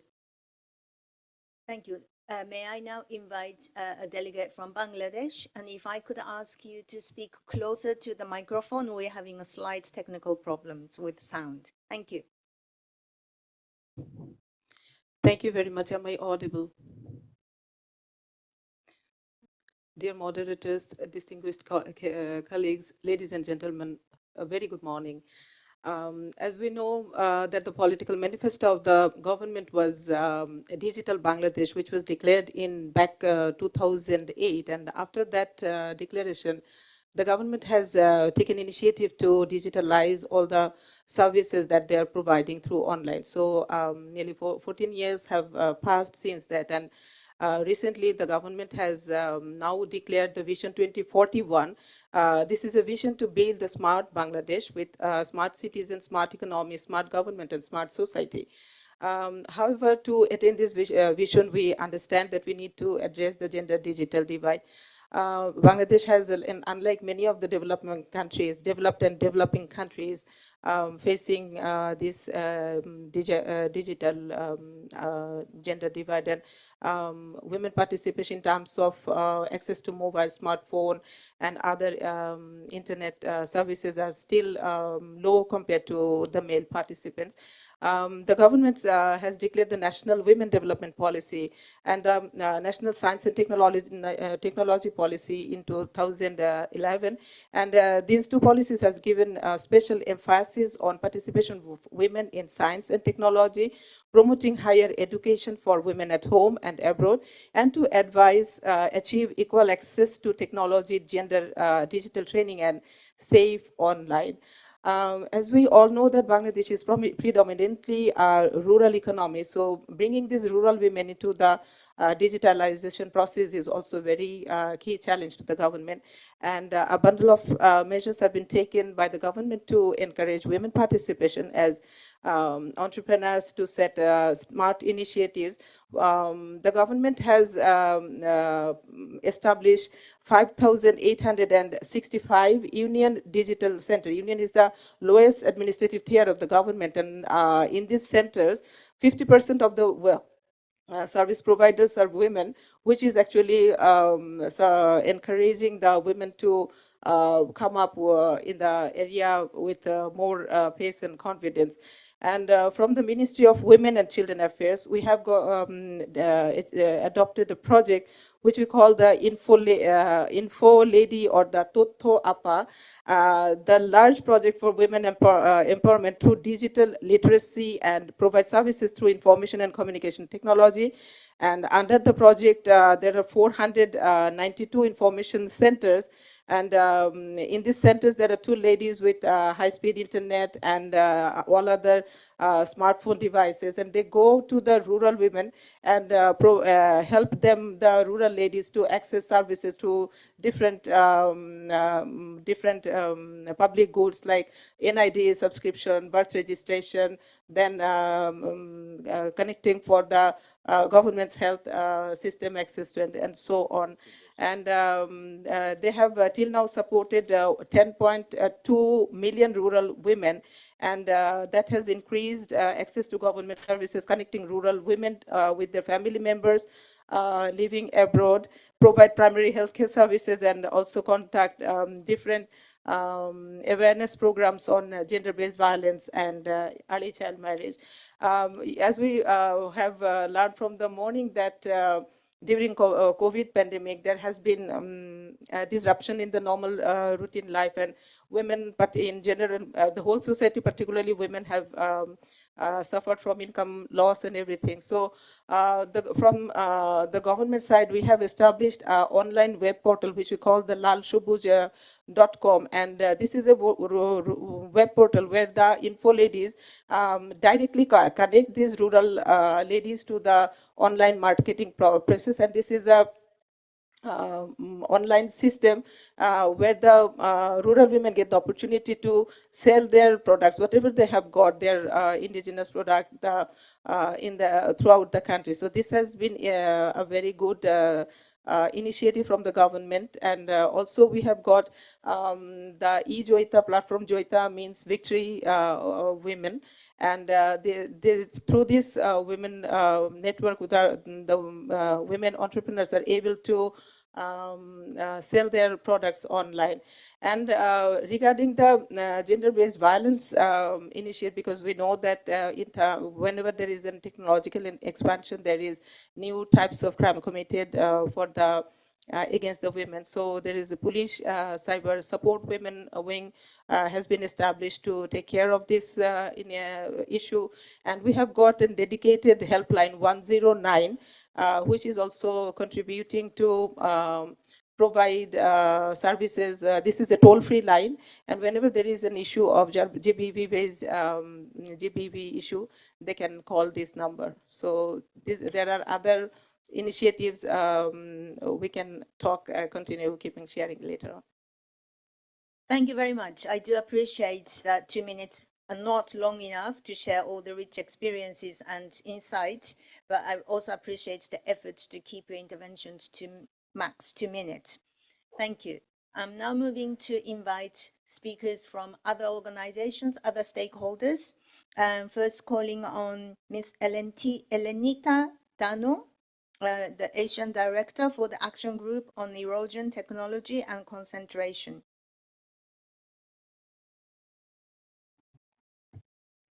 Thank you, Chair. To bridge the gender digital divide, it is imperative to address the root causes of the lack of access to digital technologies and the underpinning power and system inequalities. Meaningful connectivity will only be achieved if the ever-widening development divide between the North and South, between rural and urban population, and between men and women that are due to persistent social and cultural norms and patriarchal structures that allow for and perpetuate men's control over women's access to technology are addressed. Making digital devices affordable is meaningless to the 500 million people in Asia Pacific who go hungry each day, have no access to basic health services, medicines, basic education, and social protection, and have no access to electricity. Digital transformation will not vanish structural problems. It is non-negotiable that improving the living conditions of those who are left behind, as the international community has committed in the 2030 Agenda for Sustainable Development, must remain a top priority of governments. Digital technology should not be taken as a given or as a default. A fundamental approach to close the gender divide in technology is to recognize, promote, and enable the capacities, innovations, and knowledge systems of women, especially in local and indigenous communities. Digitalization is just one of the many options that include technological, social, and structural solutions that should be provided to those impacted to appropriately address specific conditions. Top-down imposition of digital technologies from outside will only exacerbate existing inequalities and power imbalances. Meaningful connectivity should look into the physical and resource cost of digitalization. As we talk about connecting the unconnected, let us not lose sight that production of smart digital tools and building the required infrastructures require extraction of minerals and rare earths, which are not coincidentally mostly found in the lands and territories of local and indigenous communities. The land needed to house the servers, the massive amount of energy required to run these machines, and the immense amount of water needed to cool down servers to keep them running 24/7 involves indelible carbon footprints that would directly compete with food production as the world grapples with the impacts of the climate crisis. All these add to the multiple burdens that women face in their daily lives, which are barely talked about in the midst of obsession over digitalization as the solution to every problem. Lastly, CSOs around the region have offered models and lived experiences of working with women in promoting territorial markets, conservation of genetic resources, protecting the environment, and providing sustainable livelihoods, utilizing appropriate and accessible technologies and local and traditional knowledge systems that ensure local control over resources, knowledge, and data. Thank you for the opportunity to deliver this. Thank you very much. And next, I'd like to call on Kavita Pahin, Program Coordinator and Operations from Body and Data Research, Nepal. Hello. Thank you, Chair and Seva everyone. I'm Kavita Bahing, representing Body and Data Nepal and Research. It is a pleasure to share my recommendations from South Asia, Asia Pacific Civil Society Forum and Voice from Margin in a Global South. As the notion of development has been gearing towards digitizations, even grounded in internet and digital innovations, it's high time to recognize multi-layer implications and impact in Global South and beyond on fostering gender digital divide and widening the missing gaps. Drawing attention to urgency and need of inclusive intersectional perspective and lens to margin to unpack the scaffolds of gender digital divide, accessibility, affordability, and sustainability of women, girls, and queer persons with disability, rural women, women belonging to ethnic and indigenous diversity, gender diverse community, class and sexuality, and other systematically marginalized group who are not able to meaningfully exercise and access the digital tools and products in digital transformation process. Further, lack of accessibility in digital technology is posing a huge barriers for inclusion of women and disabilities. Women with disability and community remained in margin in a digital innovations and transformation and should be recognized and addressed accordingly. Therefore, there is no alternative to accept existing patriarchal and systematic power dominance and social complexities and urgency to end gender digital divide for the sustainable, just, and inclusive tech and innovations.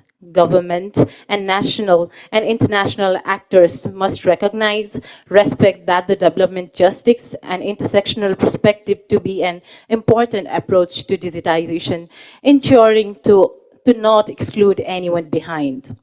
In respect to that, we strongly recommend ensuring free, accessible, affordable, and appropriate internet access, digital tools and resources for everyone by developing autonomous and community-based infrastructures that is not controlled by big tech, government, resource allocations, and educative interventions to increase digital literacy, enhancing skills and capacities, and accelerating empowerment of women, girls, gender diverse people, and other marginalized groups in all extent.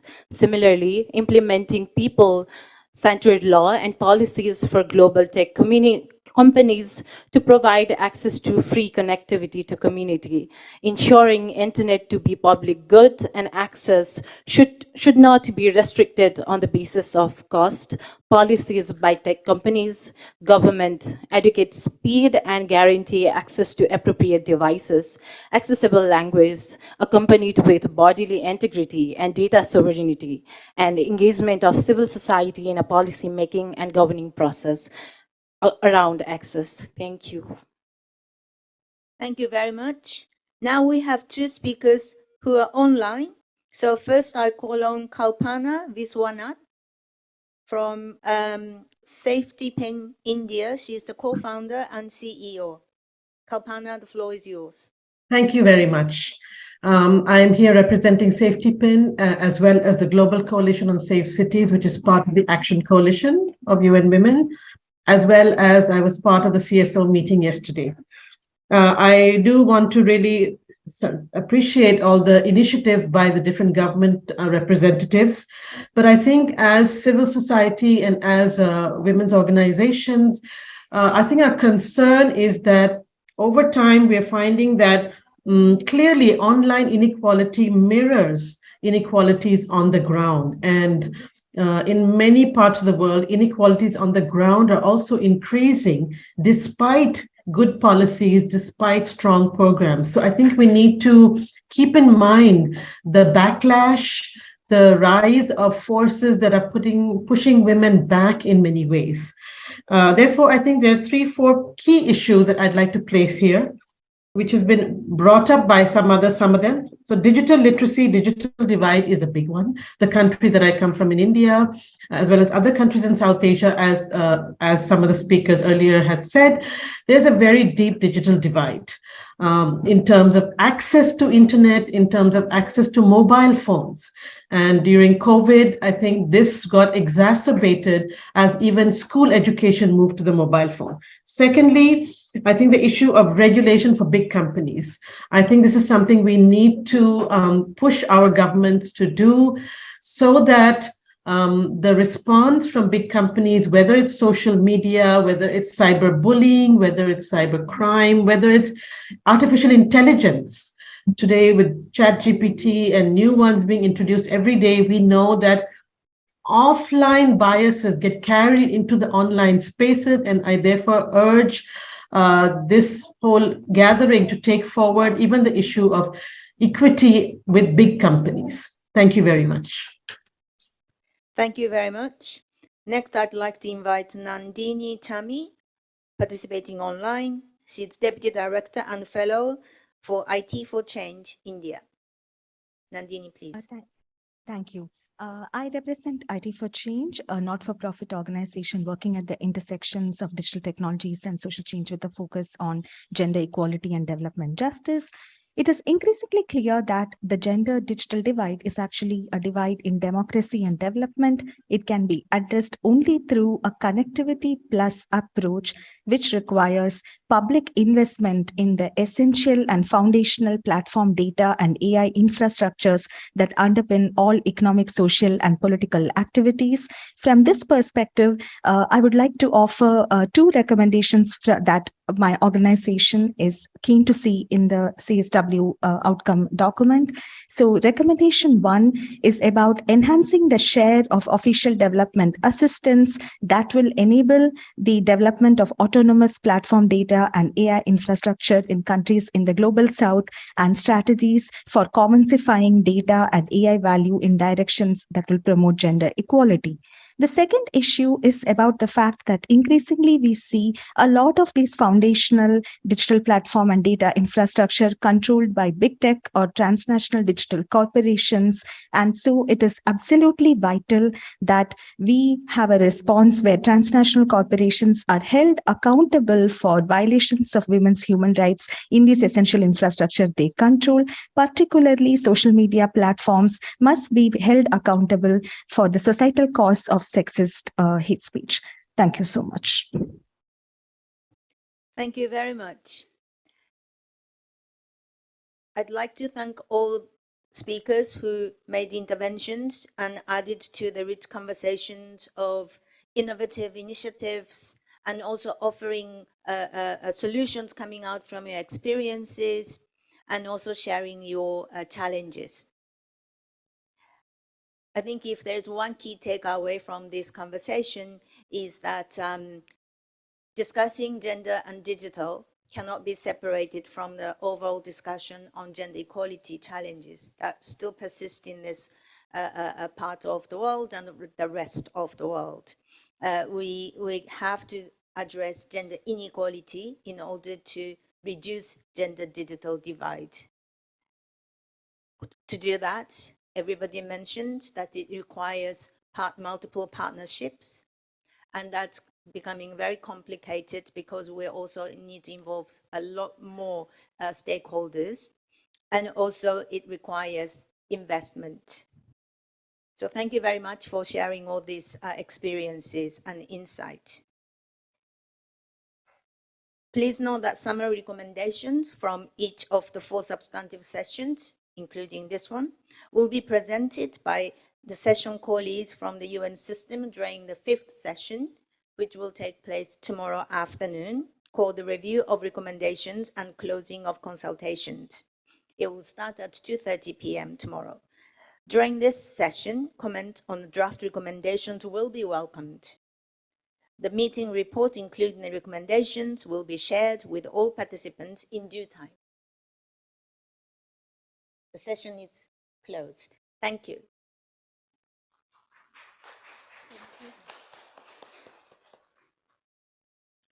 Thank you, Ms. Miawi, and all of our participants for contributing to our plenary discussions. We will now take a lunch break before returning for our session 2 promptly at 2 o'clock. Excellencies, distinguished guests, and participants, welcome back. I hope you had a good lunch. And we will now commence our second session on fostering inclusive education in the digital age and promoting women and girls in science, technology, engineering, and mathematics, or STEM, education and careers. I would like to introduce Ms. Upala Devi, UNFPA Asia Pacific Regional Office, to introduce the focus of this panel discussion and the introductory speaker.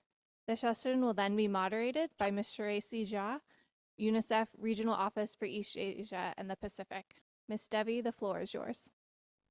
Thank you. Thank you so much. And it really, Excellencies, distinguished guests and participants, a warm welcome back to the post-lunch session of day 1 of the Asia Pacific Regional Consultation of the 67 CSW Commission on Status of Women.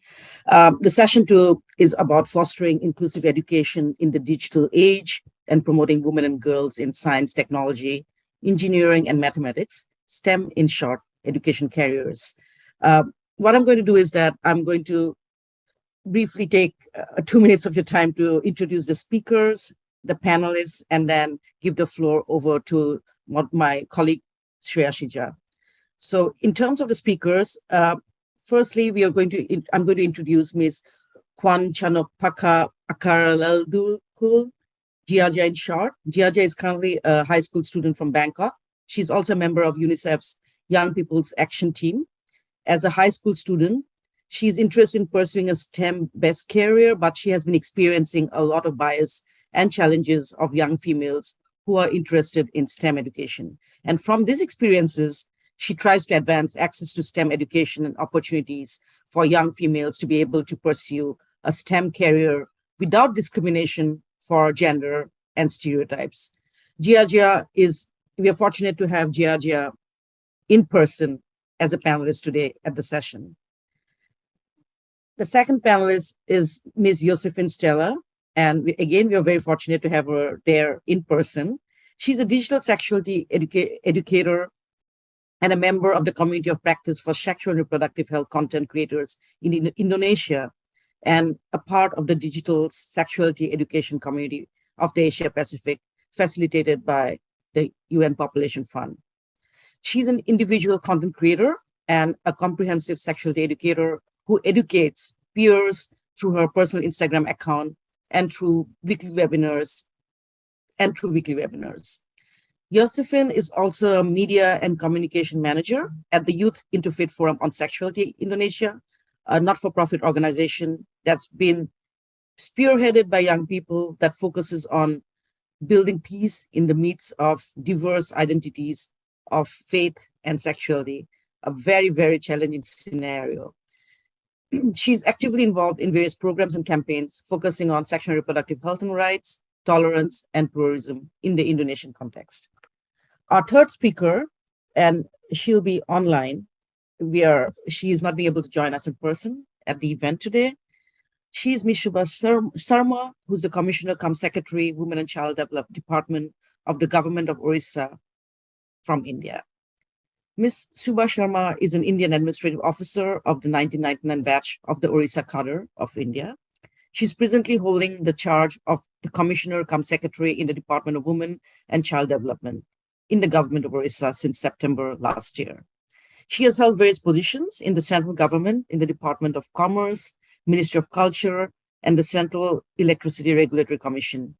In her position, she's also handling various positions, including Commissioner cum Secretary, Handlooms, Textile and Handicrafts, Director of Employment Skill Development, and as Collector.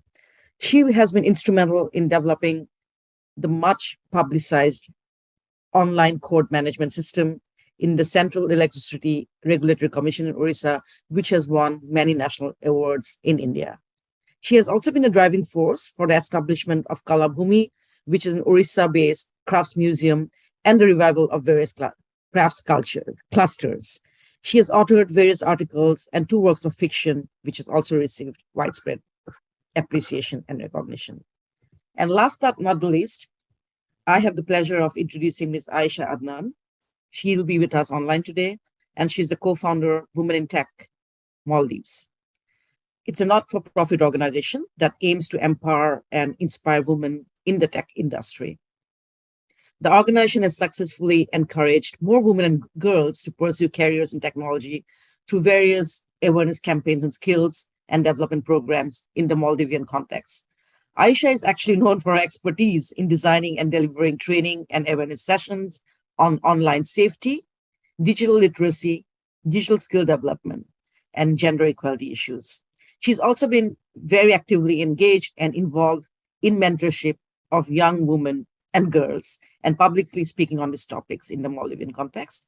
Additionally, she also leads software development teams at the Allied Insurance Company of the Maldives. She is also a well-known technology-focused writer and shareholder of a technology news media company where she publishes technology-focused articles in the local language, which is Divehi.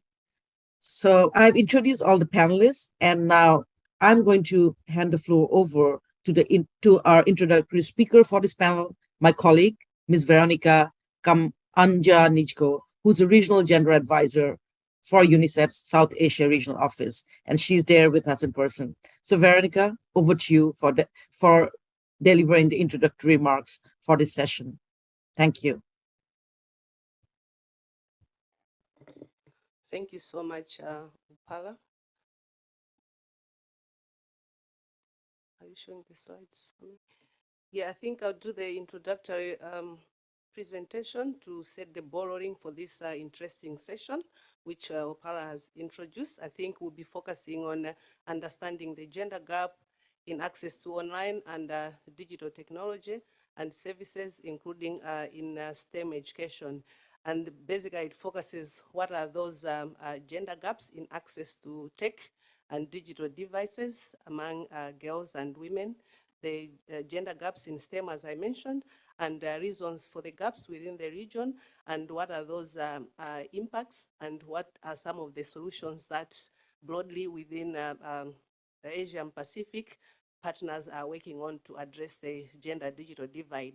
Ladies and gentlemen, I think as we are all aware, technology in this 21st century has opened up opportunities to new digital and transferable skills that does prepare individuals for life and work. But unfortunately, within Asia Pacific, girls and women continue to have limited access to devices, digital learning, and opportunities, which is a stumbling block to their effective participation in public life and opportunities, including economic opportunities, as various government delegation alluded to in the morning. Next slide.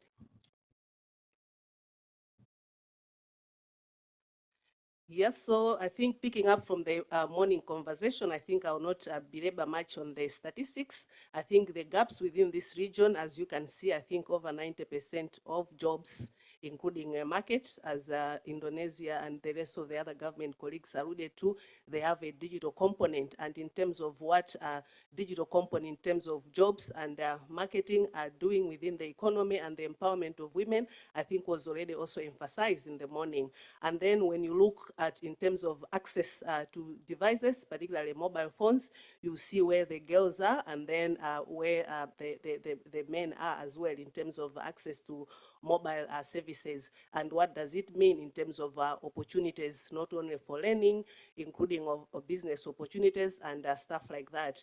And then as well, when it comes to internet usage within Asia Pacific, I think those are the statistics and what does it mean within this 21st century, particularly also where we're coming from, where physical meetings like this were not available, and then only access to internet and mobile phones could facilitate not only access to information, including life-saving services, and where women are less having access to internet, what are the repercussions? And then you'd see also in terms of girls' secondary education, they are 6 times more likely to be online than those with only a primary education. And then when you look at female users, they are also like 1.6 times more likely than men to report in terms of lack of access and barriers to digital technology.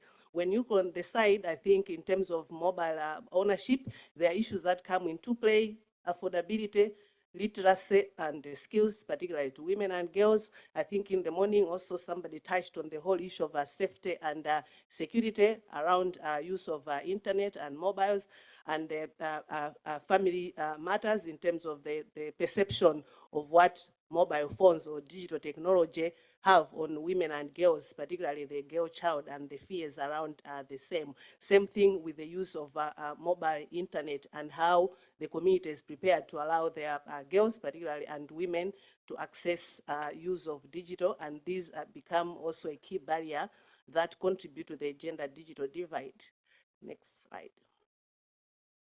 Yeah, and then in terms of STEM, just like the gender digital divide, I think there are various biased gender norms and stereotypes that are embedded not only in the school setup, but in curriculum, in textbooks, in teaching, including the learning practices that derail girls' choices on what to study, particularly in STEM careers. So this also impacts, as we already know, their career-wise and an opportunity in STEM, science, technology, and ICT.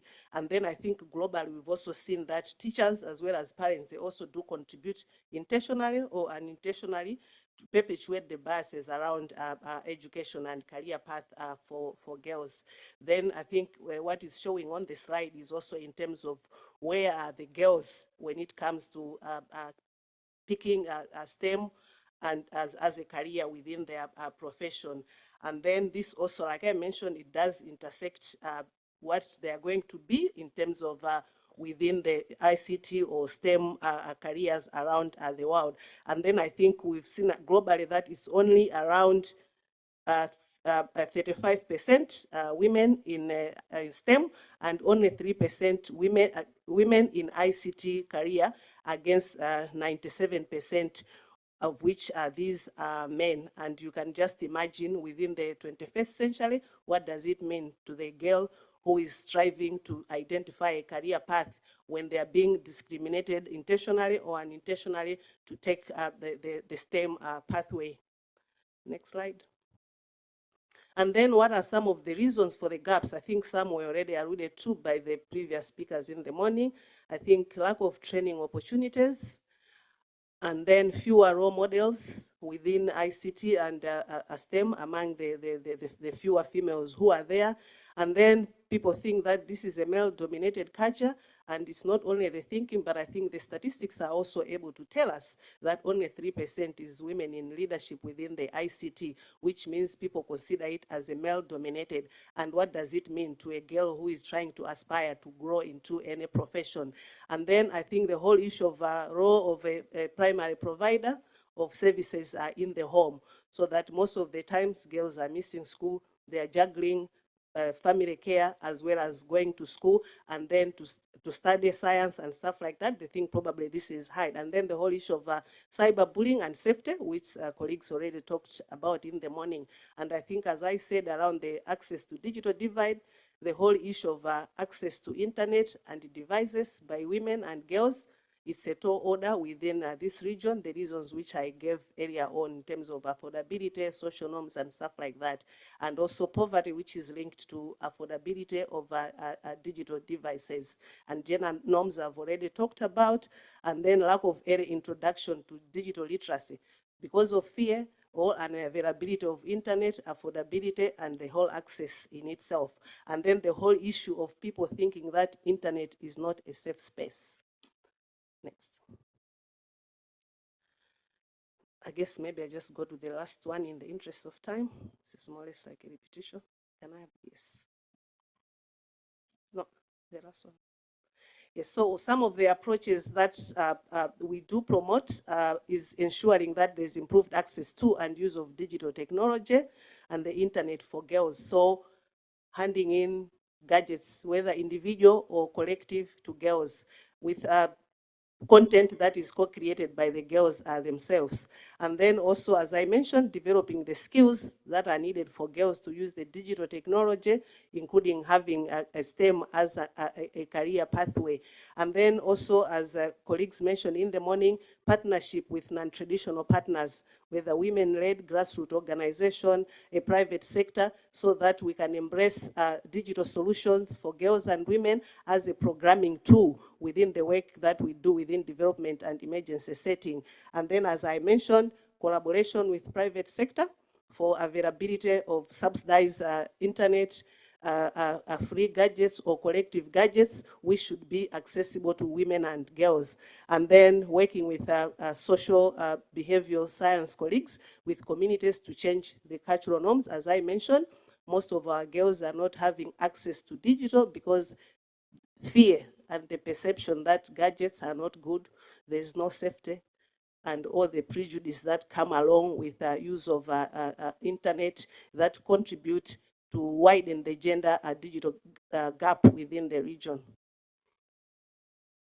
Next.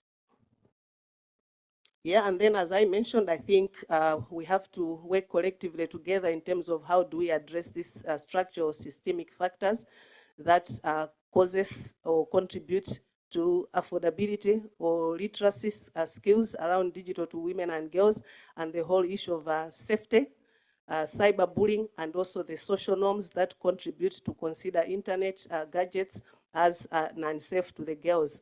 And then, as I mentioned, utilizing the designing of intervention that do remove these cultural and practical barriers and make technological use for women, and embracing digital skills or digital solutions as a programming tool for girls.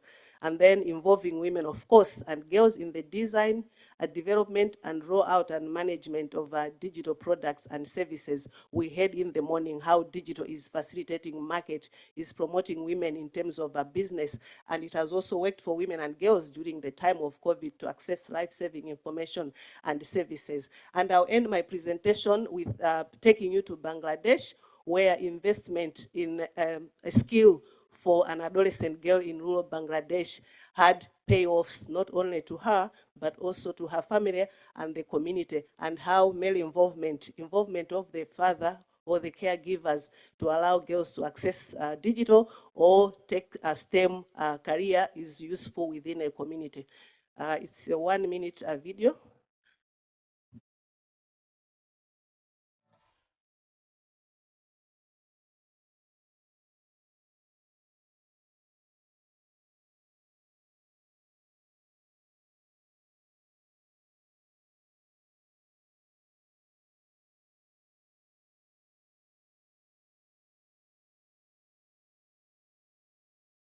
Family থেকে তো মেয়েরা কাজ শিখতে দেয় না।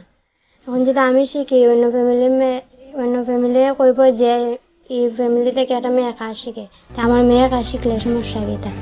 এটা লাগে আমি কাজ করলাম যাতে আমার দেখা দেখি অন্য মেয়েরাও কাজ করতে পারে।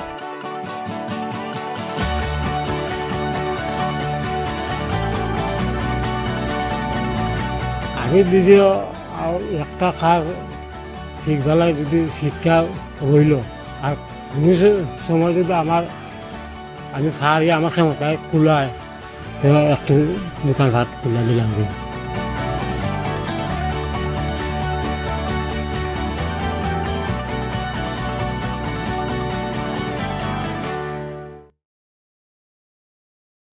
Thank you so much. With this Bangladesh example and many more, communities are being transformed, girls are being inspired, and with family support, we can do more.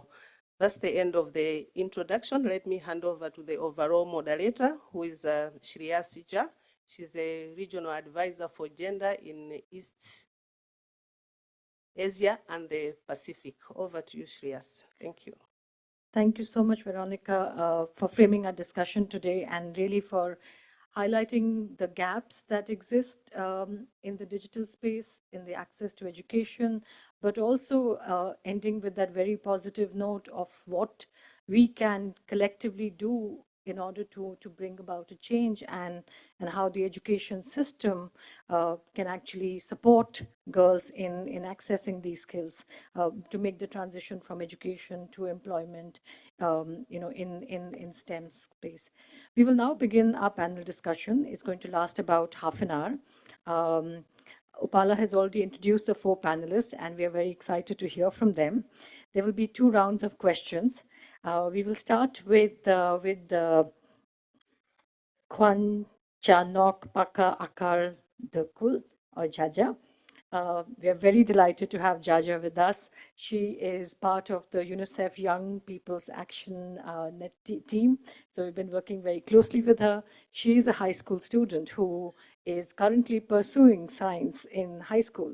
And we are very delighted to hear from Jaja. So Jaja, my question to you is, could you share some examples based on your personal experiences of challenges and biases that girls face in accessing STEM education and career, and what are some things that work, for girls, and some things that have worked for you in pursuing an education in STEM, and how can we support girls to make these kind of life choices, in STEM careers?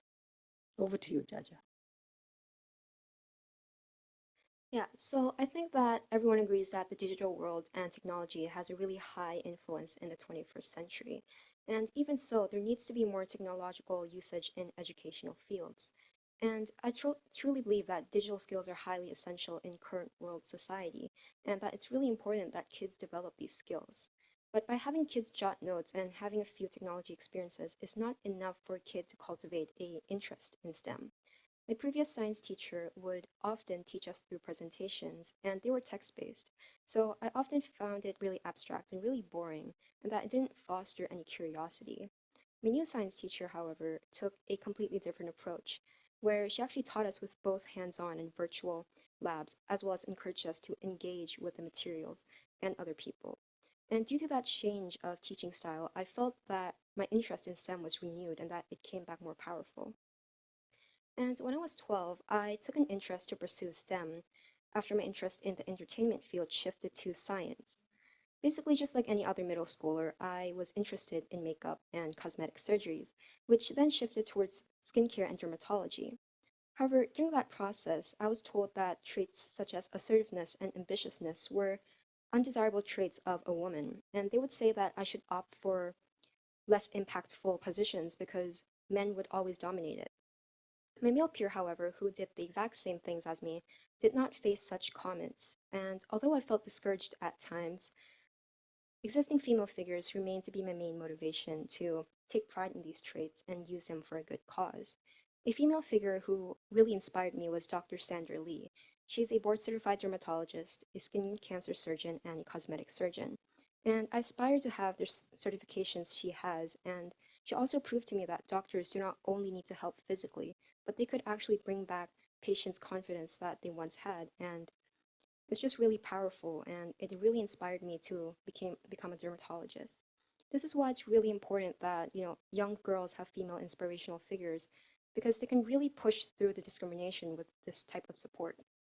And I similarly believe that females should also be a key part in innovations and not just someone that you can consult. Innovations and research should be applicable to everyone. An example of this could be the crash test dummies, where the dummies were made as a male body type, and because of that, many women risked their lives due to car crashes. And with these challenges, it's really vital to introduce STEM in a gender neutral way. And as a child, I noticed how toys at the boys section was primarily based in STEM and how main characters of science cartoons were always males. And this limited my interest in STEM, and it took me a long time to actually come out of my shell and actually pursue STEM. And when people talk about increasing female participation in STEM, I often think about classroom environments because teachers play a huge role in sparking interests.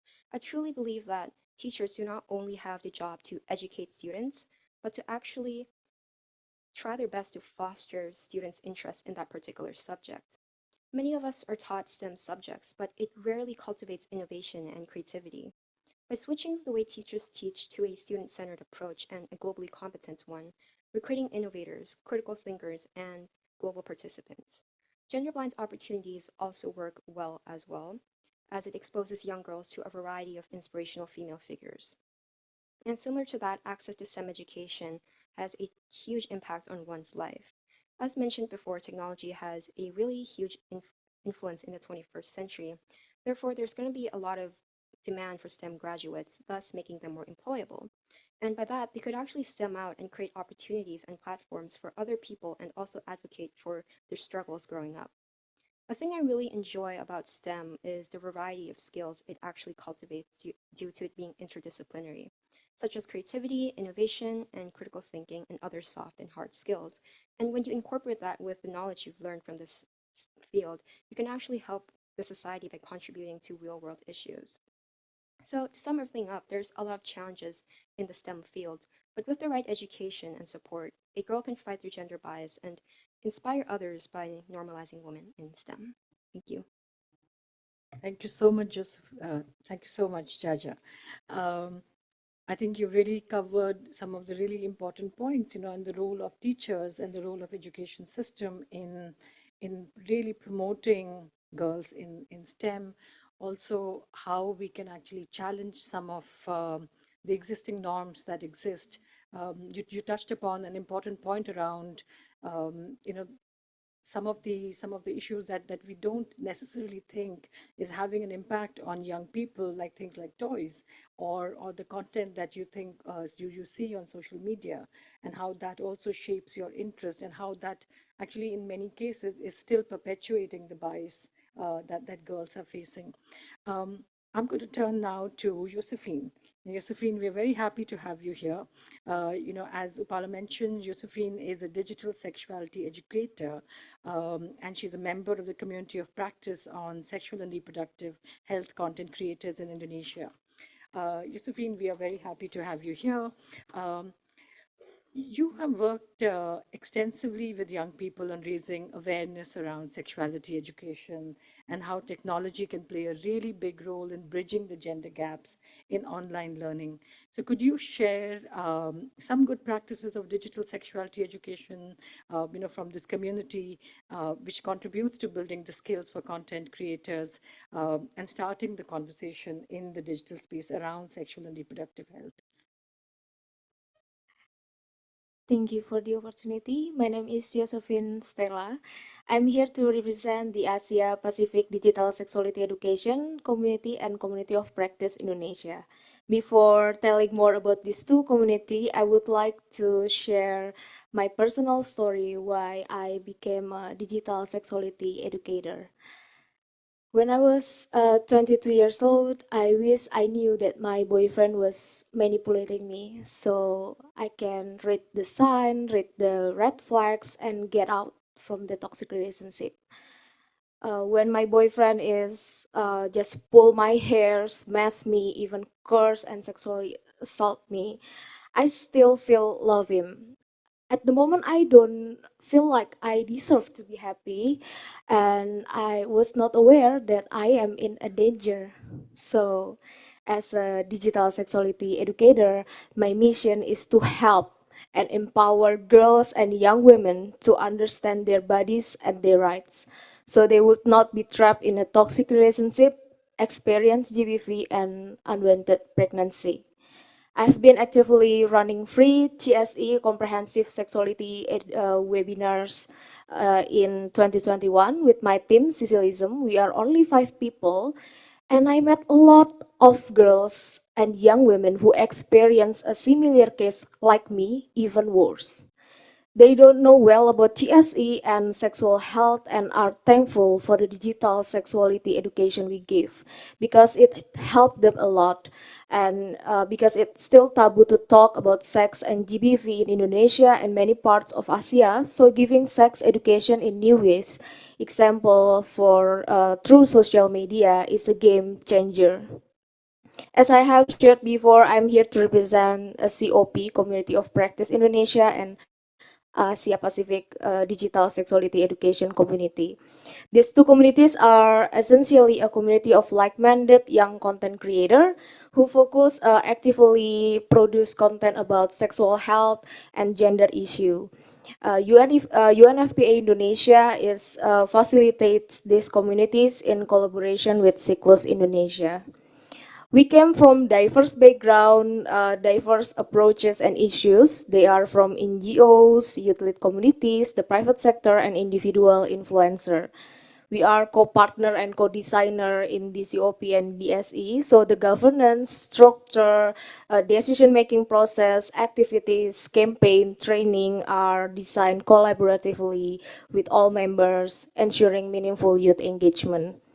As a member of this community, I can join group mentoring session, I can join the boot camps, training with expert, and I gain the capacity to make good, comprehensive, and accountable content.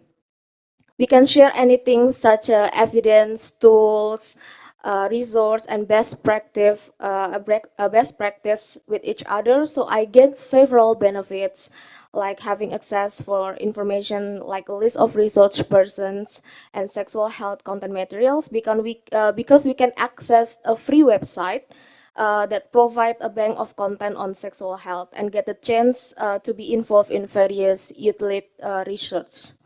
I can brainstorm with like-minded creator in this community and create joint campaign and collaboration together. And the DSE, we have a community calls, online conference, and online boot camps. I attended the Desire Bootcamp 2022, and when I took the challenge to become a facilitator in one of their webinar session, in these activities I gain new perspective, insight, tips and trick from other content creators in Asia Pacific. For example, in Indonesia, when we make content about sexual health, the content will be easily taken down by the report on by the society and the platform itself. I can upload it again, but the risk my social media is being taken down or gone. So because in Indonesia we easily have high engagement via social media. It's very different from what happened to other content creators, especially from others country. They don't find difficult to upload educational content about sexual health, but their challenge is to engage with the audience on social media. It means being member of COP and the Asia Pacific DSC community allows me to get a lot of insight from other creators because sometimes we have different challenge, we have different approaches, we have different target audience, products, topics, and issue, and we can learn one another. It also boosts my confidence. I learn speak up about this issue, initiate conversation in English, and get more opportunities to join the important discussion on sexual health like this forum. I'm aware that we have different challenge because sexual health and gender equality topics are still sensitive and in some countries across region, and using gender transformative approach is a key. To deal with out of ordinary challenges, we need extraordinary solution. So let's collaborate. I recommend you to work with digital content creators like me because we can humanize the important message to our target audience and bring up a community of educators and creators who can promote important and often sensitive message on sexual health, gender equality, and the empowerment of all women and girls to a wide target audience in the digital space is also smart approach. Thank you. Thank you so much, Josephine. Thank you for sharing your personal story as well. And yes. Yes, thank you so much. And it's just so inspiring to see how you have, you know, learned so much from your experience and really helped to create a positive change using the digital space. Really inspiring. Our third panelist is Ms. Shubha Sharma. Ms. Sharma, we are very happy to have you join us virtually from Odisha. I hope you can hear us. Ms. Sharma is the Commissioner and Secretary for the Government of Odisha in India, and she's presently holding the charge of Commissioner in the Department of Women and Child Development. She's also the pioneer for many digital solutions that are providing, services for girls and women in the state. So, Ms. Sharma, thank you so much for joining the panel. You have done very innovative work in leveraging technology, as I just said, and as a means to build girls' skills, which has then had several positive economic and social outcomes. So based on your experience in Odisha, what role do you see that government's playing in promoting girls' participation in STEM education and ensuring accessible technology for all? Over to you, Ms. Sharma. A very good afternoon to all the panelists and other participants. Thank you for allowing me to participate in this dialogue. And it is a privilege to be a part of this, more so because you have accommodated my request and allowed me to join you online. So I will come straight to the topic which has been assigned to me. The first thing that the government of Odisha, while working for adolescent girls, decided was, why should we focus on adolescents? Primarily because we see them as the future of tomorrow. The girls of today are the mothers, the homemakers, and the nurturers of tomorrow. And more importantly, it is not only adolescent girls, but adolescent boys that we focus upon, because we have this very important concept of mainstreaming, of bringing men into the dialogue and discussion about women's empowerment. And we would like to start that from the adolescent stage. For this purpose, the government looks at a comprehensive strategy which focuses on multiple areas of development for the adolescents, special focus definitely on girls. First is the health. So there are numerous practices on menstrual hygiene, on anemia, on regular health checkups, on nourishment that are done with the support and in convergence with the health department. The second is obviously nutrition. My department has the responsibility of ensuring that adolescent girls receive adequate nutrition so that they can develop into healthy women of tomorrow, for which we provide them take-home ration, which basically consists of nutritious food items like Bengal gram, jaggery, wheat, and also provide them eggs for their protein enrichment on a weekly basis. The third and very, very important component is education. So all girls are encouraged to be enrolled in schools. Monitoring is done so that in case there are dropouts, we find out the reason for dropout, we counsel them, and we try to bring them back into the educational system, either through regular schooling or through something which is called open schooling and bridge courses in Orissa. More importantly, within the school environment also, they are provided nutrition in the shape of the midday meal program, and they are also provided counseling and menstrual hygiene products. The third and important aspect is social empowerment. For social empowerment, we look at Prevention of Child Marriage Act, and we have already designated various officers in the field for preventing occurrence of child marriages.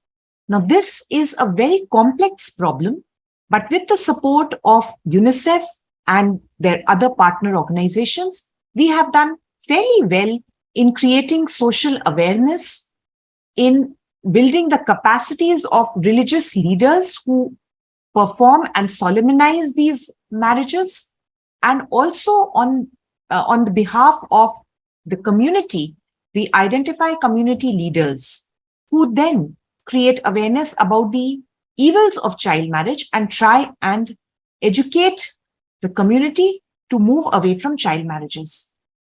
The last and very important aspect of empowerment is economic empowerment, providing them livelihood skills and providing them livelihood education so that they become economically independent and therefore are able to demand their rights.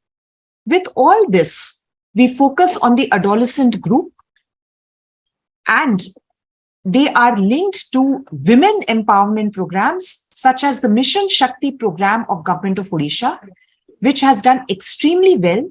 Today, there are 70 million women in the fold of Mission Shakti groups, which are named as self-help groups.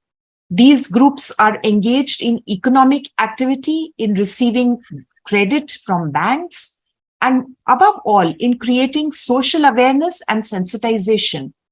A large number of these women are also now contesting elections and are holding posts of political position. How do we achieve all this? The backbone of this delivery structure is obviously the state ICDS machinery, which is heavily dependent upon the Anganwadi worker. Due to COVID, there was a transformational shift in the use of additional technology.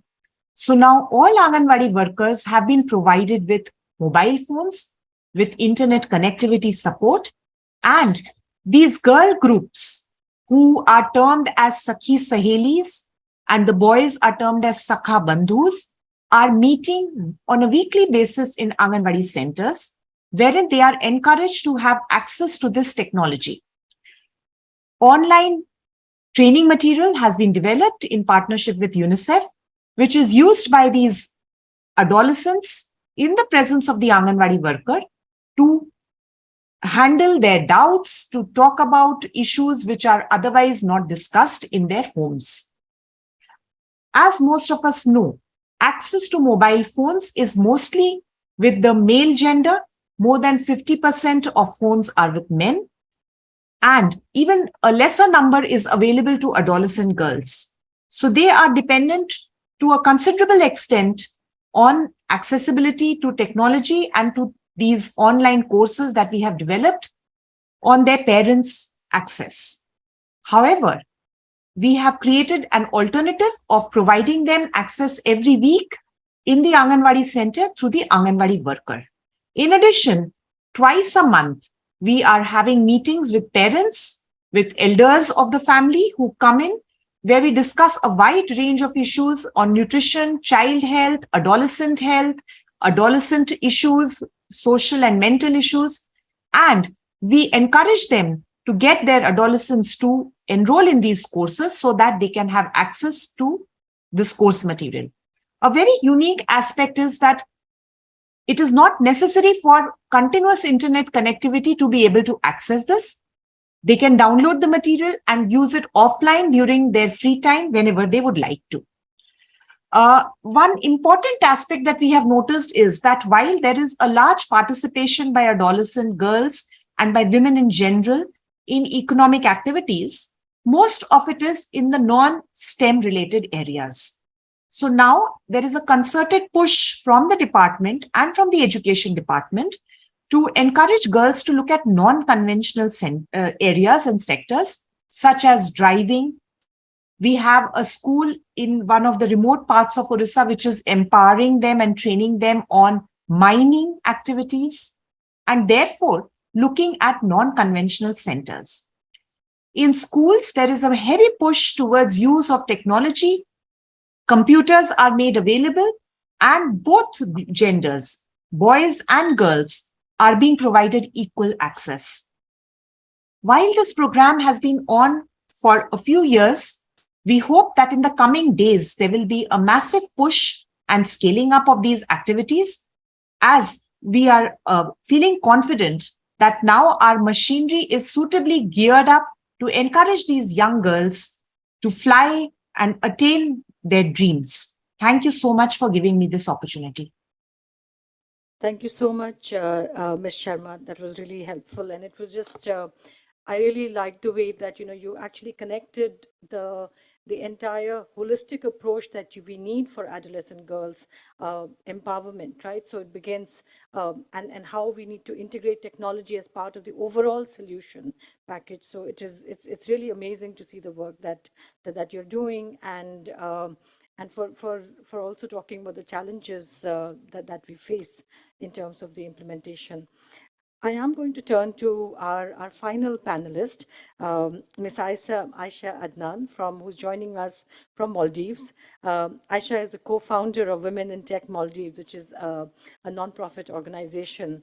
Aisha, thank you so much for joining us. How do you see the use of technology in improving STEM education and career opportunity for girls and women in future? And as the founder of Women in Tech organization in Maldives, could you share some examples that you have seen that has a positive impact in promoting women and girl STEM interest among women and girls?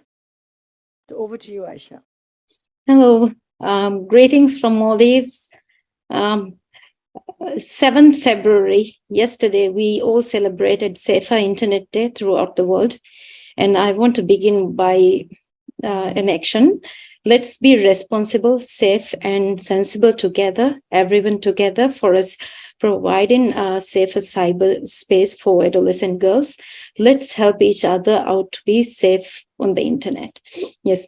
I would take, there are two parts in the question. I think the first one is how technology is an enabler for STEM education and digital career focus. One of the proof that we see today is online learning and that has been evolving, growing, and that has been a very good learning resource for a lot of younger girls on different subjects. Today, in fact, our younger panelists here today did talk about how these resources have helped them to become stronger and better change makers. I see technology taking a different turn now from just taking it as a viewing tool to an interactive learning platform where we have the new technologies like AR, augmented reality, and virtual reality, making STEM education more interactive, engaging, and appealing to girls and women. in a way that they get more confidence in using or accessing these tools. Of course, the work that we have to enable the access and give more knowledge is still that's a long way to go, but technology has actually created these opportunities. And I think initially when we started from Vero's presentation as well, we talk about breaking down the barriers and lack of role models. Through the technology, we have actually a way to reach out the role models from different parts of the world. Mentors are also available. It's just the accessibility is the thing I think we all need to work on, and the content.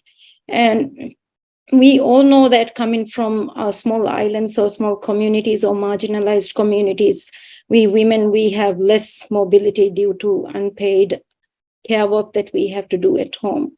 So which kind of a way puts the community that women, we need to be at home. We are only good for maybe taking care of children or doing house chores. I think together with that, with the technology, it offers the possibility of new flexible work options through a lot of remote opportunities. Yeah, giving them chance to be a part of the gig economy. Today, just like I'm staying at home and participating in this seminar, and then there are others who actually perform remote works across. It doesn't have to be technology related career, but there are other opportunities as well. I see the remote working platforms are also available across, making a girl, let's say in a remote island in the Maldives, can now work for a company in Silicon Valley as well, or come up or grow a company where which can be accessed and used by people all over the world. We have policy limitations or infrastructure limitations, but it is not a limitation of technology. I think it's the perceptions, our priorities, and the initiatives that as countries we want to take. Another area that I also observe is that due to the advance of the technologies, we see the manual, physical, and cognitive skills. The use of the demand is being less. Over in the future, we will see it being less. And this is where I think the new technologies like AI and automation and the other powerful tools, it will actually help girls get these skills faster and makes it easier to adapt and go for more exciting career opportunities in the future. When we talk about, I also like to share some of the experiences that we have with women in Tech Maldives. It is an organization we started because, of course, we don't see much women working in the field. Even though we have a very small population, we don't see them much. So it started over a coffee, and then it grew wider and wider.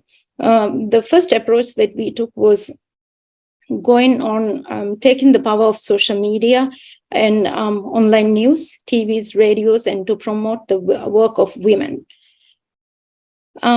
This was the way that we were able to reach different remote island communities at the same time. And together, when they see role models, they know that there are, even though few women, they still have hope that there are opportunities. Also, since we made this social media hype that women in Tech Maldives is there, and there are amazing women who's working in the technology field, what happened was even the private sector joined us. This became a way for them to showcase women working who were hidden, who were not shown before. They came to the forefront and said, look, we also have a female software developer. Then they started sharing their stories. So I think it's in a way that we encourage, we influence them to share this, so other girls can also think like, okay, I'm growing up, I can actually be a software developer or somebody, and then this company will have this kind of opportunities. So that is one approach that we took. Another one I could share is we promote a culture of partnership. When designing our programs, we know that we cannot reach the dispersed islands. We cannot reach alone. We are just a small group of people. Thus, we seek partnerships with private sector like the banks, the telcos, and other major organizations in designing our programs. We not only go for funds, we also leverage their technological resources and their manpower to expand our reach. Like when they have different branches across the nation, it's easier for us also to disperse the resources, and they have more experienced people as well. So we go along with them. And when designing our programs, we Sorry, Aisha. Yeah. I just sorry to cut you off, Yeah, but it's we're okay. just running a little bit short of time, so maybe if you could wrap up. Yeah, sure. Yes. Another area that we really focus is on when we talk about digital security and cyberspace. We conduct these programs with the objective of keeping internet a safe space for girls, but to truly ensure cybersecurity, everyone, and including girls, boys, men, policymakers, and community leaders must be included in this conversation. So we try to bring our digital literacy programs or cybersecurity programs together as a focusing on the whole community. I think that is it for now. Thank you. Thank you so much. And thank you so much to all the panelists. We've really heard a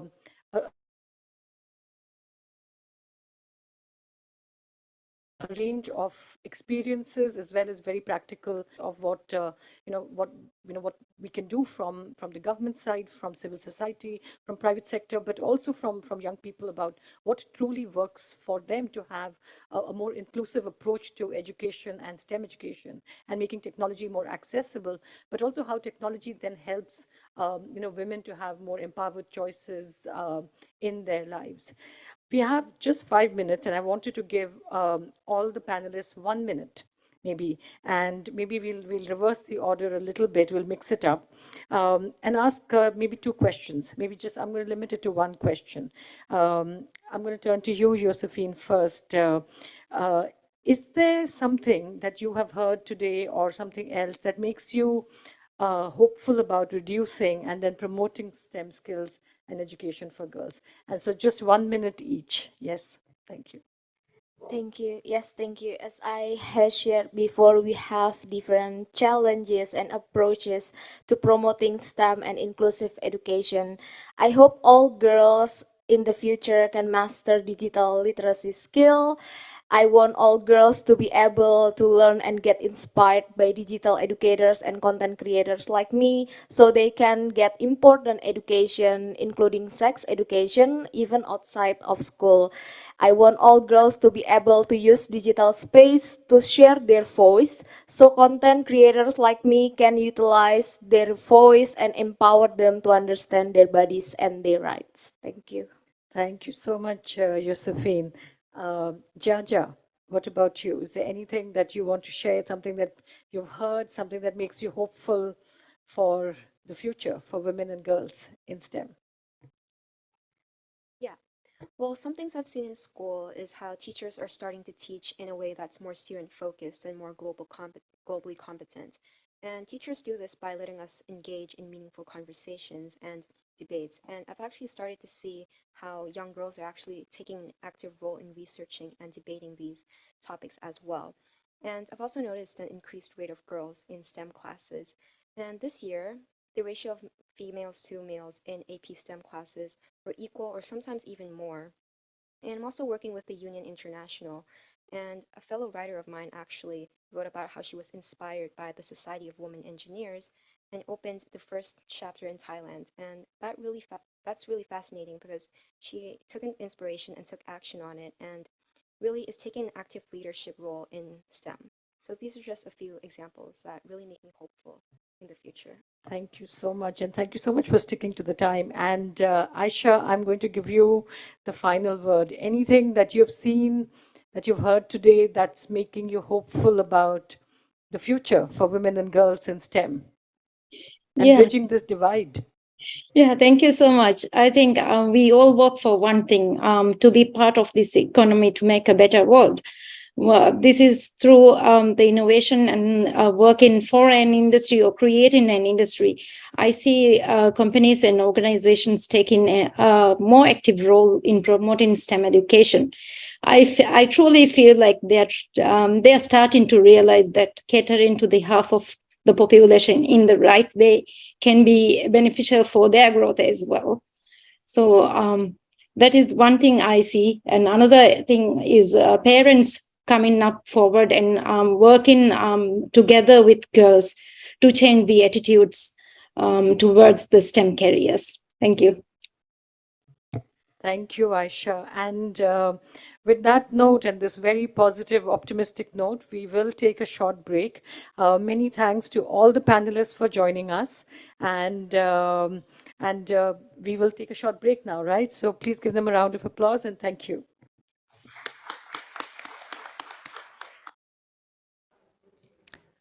Dear participants, if I could please ask you to take your seats.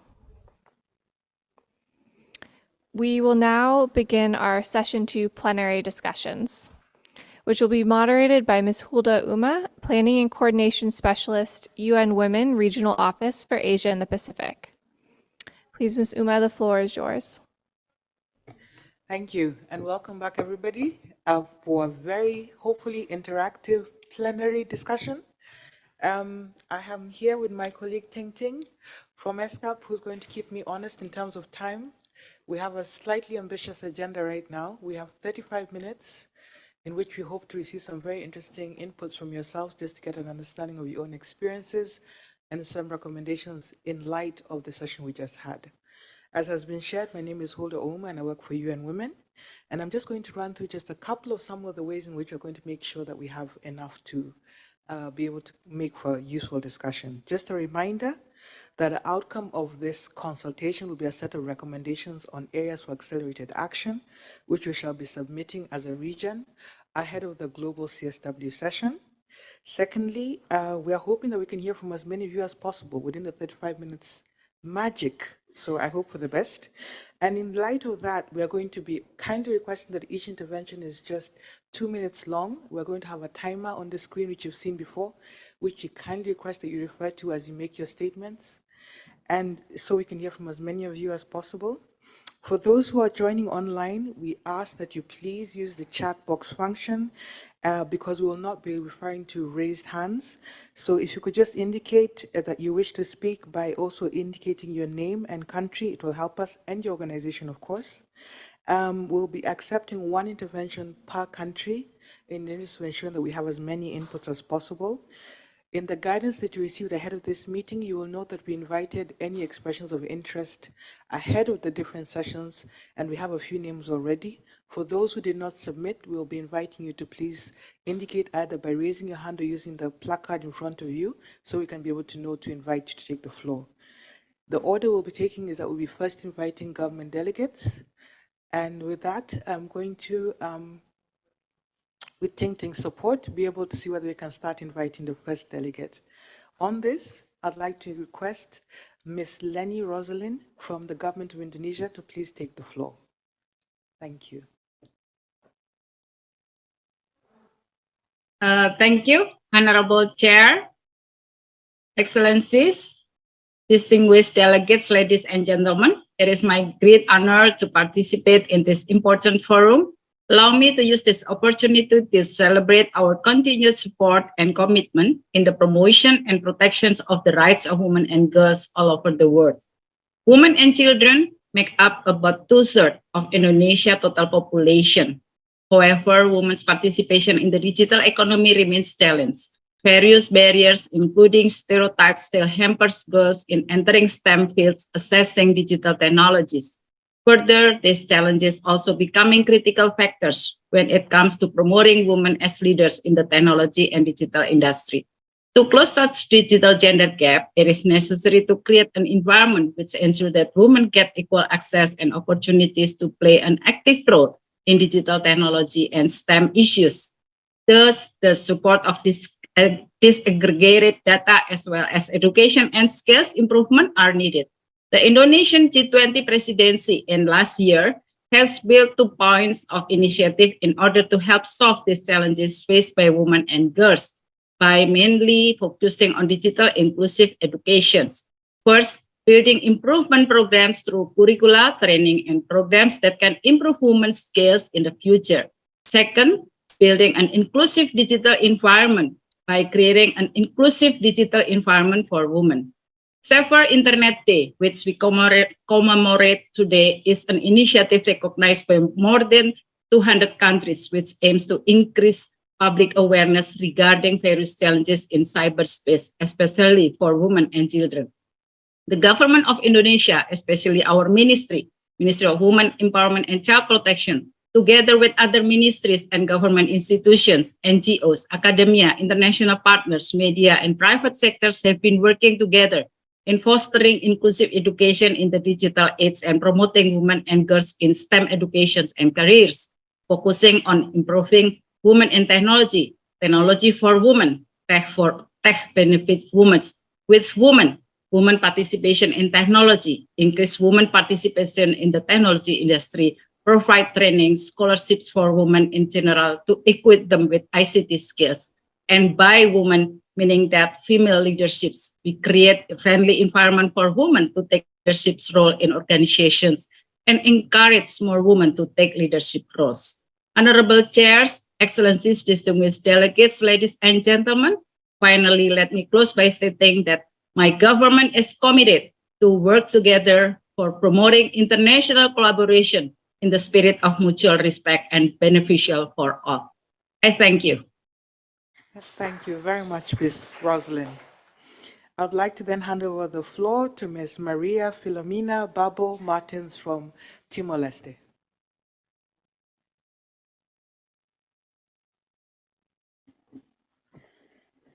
Thank you very much. The Secretary of State, thank you to moderator. Good afternoon, everyone here in this room. The Secretary of State for Equality and Inclusion Timor-Leste not only had the sub-program of women's empowerment, but also we have any other sub-programs very important, such as prevention of violence against women and girls, and promotion of women's participation in politics and decision making. Equality for women and girls is not only a basic human rights, it is a social and economic imperative stated by the Secretary General of United Nations. When women are well educated and has empowered economics, are more productive and strong in Timor-Leste, the information and technologies has been used and optimizing in all sectors. In the education sector, the use and dependency on the internet is very large in conducting search on learning process. In public works, the dependency on the use of internet also high as well as in the business sector. Mostly of women are use social media such as Facebook, Instagram, and YouTube to promote their online selling, culinary, and others. Last year in 2022, we start with a campaign of digital literacy targeting students and community. We work together with Secretary of State for Social Equality and Inclusion and Secretary of State for Communication, Social Communication. Science, technology, and innovation are key driving in our in increasing global and digital society. Women and girls' involvement of in the STEAM cover in education still very low. For the very first time in Timor-Leste in 2002, known as National Communication Authority, in partnership with National University of Timor-Leste, Faculty of Engineering, FTU Regional of Bangkok and Jakarta, we conduct a program called Girls in ICT, targeting secondary school and women who work in the field of organizing and telecommunication IT. Total students around 75 from public and private schools. We also conduct a campaign called Kahoot on related issue about ICT. This program aimed to raise awareness, advocate and strengthen the role of girls can play through STEAM. Furthermore, to help and encourage more girls and young women to pursue STEAM education and to inspire girls and women to work in the STEAM career. Thank you. Thank you very much, Delegate from Timor-Leste. Just checking if there are any other government delegations that would wish to speak at this point before we move on to non-governmental partners. With that, I would like to move on to non-governmental partners. I note that we do not have at this time any UN or INGO partners that are interested in submitting at this point. So we shall go straight to the first speaker, and that is Ria C. from She Loves Tech. The floor is yours.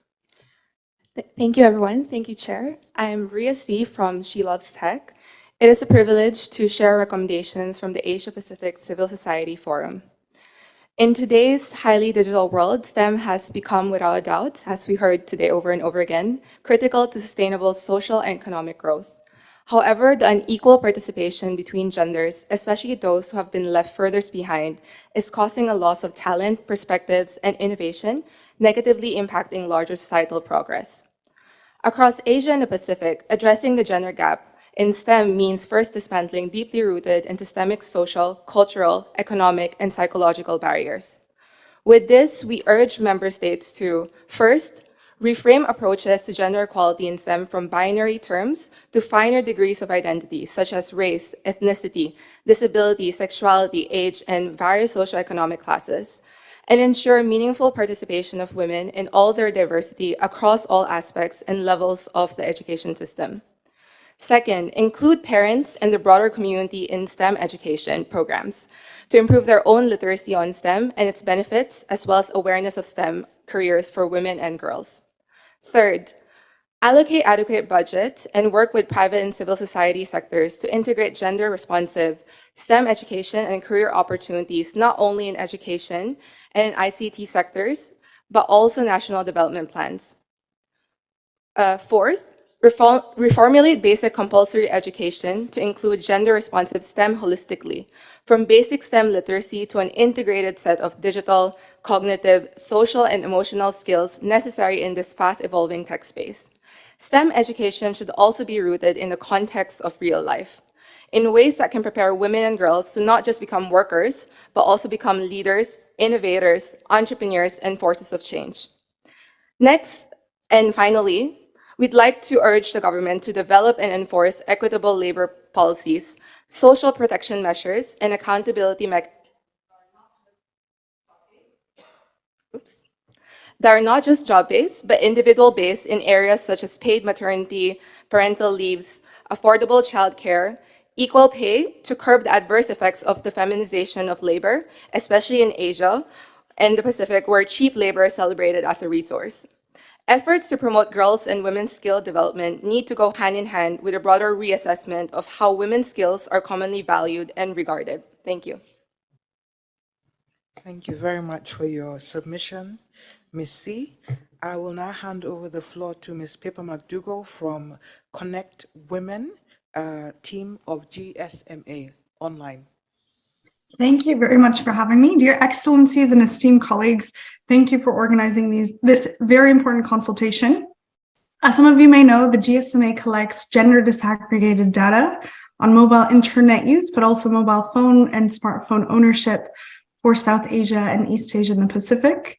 In South Asia, women are currently 41% less likely than men to use mobile internet, whereas in East Asia and the Pacific, women are 2% less likely than men to use mobile internet. Informed and targeted action is required from policymakers, but also industry, the development community, and other stakeholders to better measure, understand, and address the challenges that perpetuate the gender digital divide. Stakeholders need to work better together to improve gender equality and social norms, particularly, and focus on addressing the barriers to digital inclusion. I saw a colleague referenced them earlier, which was great to see, but the 5 barriers based on our GSMA research is addressing the affordability of data and devices, addressing knowledge and skills or lack thereof, safety and security concerns, access to networks and devices, and also relevant content and services. Thank you very much. I'll stop here. Thank you very much, Ms. McDougall. I'll just like to check in the room if there's any other partner that would like to, as we check also online. I can see a raised hand. Please, the floor is yours. Thank you. Hello, good afternoon. Thank you, moderator. I am Serena Isita from the Women's Global Network for Reproductive Rights based in the Philippines. It is a privilege to share recommendations from the Asia-Pacific Civil Society Forum.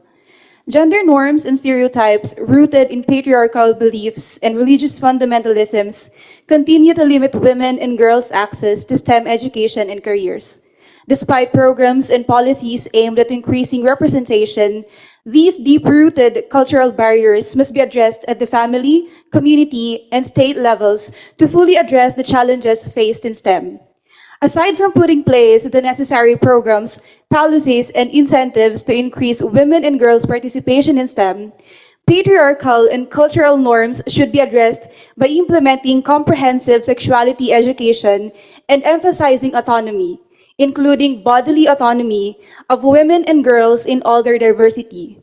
CSE provides a complete understanding of every individual, especially women, girls, and young people regarding their sexual and reproductive health. With this, we urge member states to first, promote equitable representation and active engagement of women and girls in all their diversity in the development of STEM curricula, programs, and policies. Second, leverage the achievements of female trailblazers in STEM education to inspire and encourage women and girls in all their diversity to continue advancing in the field. Third, integrate scientifically sound and evidence-based comprehensive sexuality education into STEM education to challenge gender stereotypes and norms impacting young people of all genders. And fourth, implement formal programs, policies, and allocate funding to advance STEM education, careers, and entrepreneurship opportunities for women and girls in all their diversity. Thank you. Thank you very much. Thank you for your submission. I'm just checking again around the room as we're checking online. Any hands? Yes, the floor is yours. Thank you. Thank you, moderator. I'm Farah Kabir. I'm the country director of ActionAid Bangladesh, so part of the civil society and coming from Bangladesh. I concur with what has been said by the previous speaker. I just want to add that to enable girls to come into STEM, it has to start from primary and middle school. So the encouragement and the important point that was made only once in the morning is affordability and availability of equipments for young girls, especially those marginalized. They cannot afford that. So that is a very important aspect if we want to be inclusive and share this tool and technology amongst all young people. And my last point is there should be encouragement of young people to deal with cyber security issues. We try to only think of tech firms and tech experts, but Bangladesh is one country where a young person of only 15 years old, he came up with he took action against cyberbullying by creating a WhatsApp, an app, and he was awarded the Malala Child Award for it. So Sadat is someone that we believed in, and we supported him when everybody else, when he was only 14 and 15, no one believed in him, but he did that. And today, Cyber Teen is an app in Bangladesh which is trying to support young people to deal with cyber crimes. Thank you. Thank you very much for that submission. I can see there's a lot of rich knowledge around here and experiences. It would be great to also hear more from others. I'm just checking around carefully in case I miss anybody. No raised hands? Oh, yes, sorry. The floor is yours. Thank you. My name is Macha Ponin. My organization, Sangsan Anakot Yawachon, we are support young people to create their own future. We are working with young indigenous children, women, and also LGBTIQ. In terms of barrier, when we're talking about technologies, and everything around it, we kind of forget that in the indigenous community, we don't have the school. And even we have the school, the teacher don't have enough expertise when talking about text. We have to address that in the first place. Second, in many places in the rural area and indigenous area, we not only have the economic difficulties that make us unable to own devices, but also there is no infrastructure. We don't have the signals. We don't have the internet connections, and government not providing infrastructure to that. Therefore, it creates a big gap. When the student in the city be able to study about the science, about the technologies, about computers, but our children are left behind. And when we're talking about it, it's kind of, we put the star on the sky, and we asking us to climb to the sky, which is impossible, and how much this consultation could address this. And as you see, we don't have indigenous model in the text who can providing the scholarships for the indigenous people that they can see someone from their community that can study text. So I think should be addressed. Thank you so much. Thank you very much for that important submission. Those are some very important points about just how far back some of us have to work to be able to even just start discussions about inclusive education, especially in the areas of STEM. Thank you. Any other submissions? Just checking around the floor. And I have been asked to just state that in the event that you did make a submission in the first session, that there is room to actually come in again at this point because we do have time. I can see that there are none in the room, and I think there are none online. Yes? With that, I'd just like to thank you all for your kind attention and your very interesting contributions, and also to the panel, and to hand over to my colleague Jessica. Thank you.